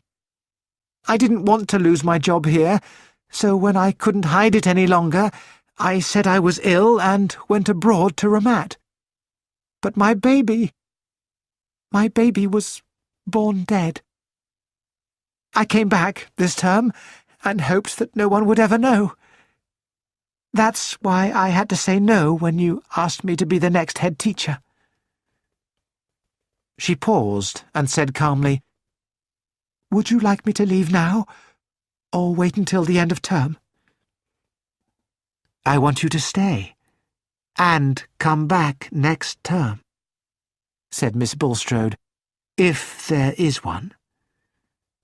"Come back," said Eileen Rich. "Do you mean you still want me?" "Of course I do," said Miss Bulstrode. "You haven't murdered anyone, have you? You had a love affair and a baby, but I think the real passion of your life is teaching." "Oh, yes," agreed Eileen Rich. "I love teaching more than anything else." "You're a fine teacher," said Miss Bulstrode. "Together we'll work hard to make Meadowbank successful again, and we'll do it." "It'll be the best school in England," said Eileen Rich with excitement. "Yes, I'll stay." "Good," said Miss Bulstrode. "And Eileen, please go and get your hair cut properly." "But now," she said, her voice changing, "I must go to Chaddy." Miss Chadwick was lying in bed, very white and still. Miss Johnson and a policeman with a notebook sat nearby. "Hello, Chaddy," said Miss Bulstrode, taking her hand. Miss Chadwick's eyes opened. "I want to tell you," she said. "Eleanor, it was me." "Yes, dear, I know," said Miss Bulstrode. Tears fell slowly down Miss Chadwick's cheeks. "It's so awful. I didn't mean to do it. I was jealous. I'll never forgive myself." "But you saved my life," said Miss Bulstrode, "and you saved Mrs. Upjohn. That matters too, doesn't it?" "I only wish," said Miss Chadwick, "I could give my life for you both. Then it would be all right." Miss Bulstrode looked at her with great pity.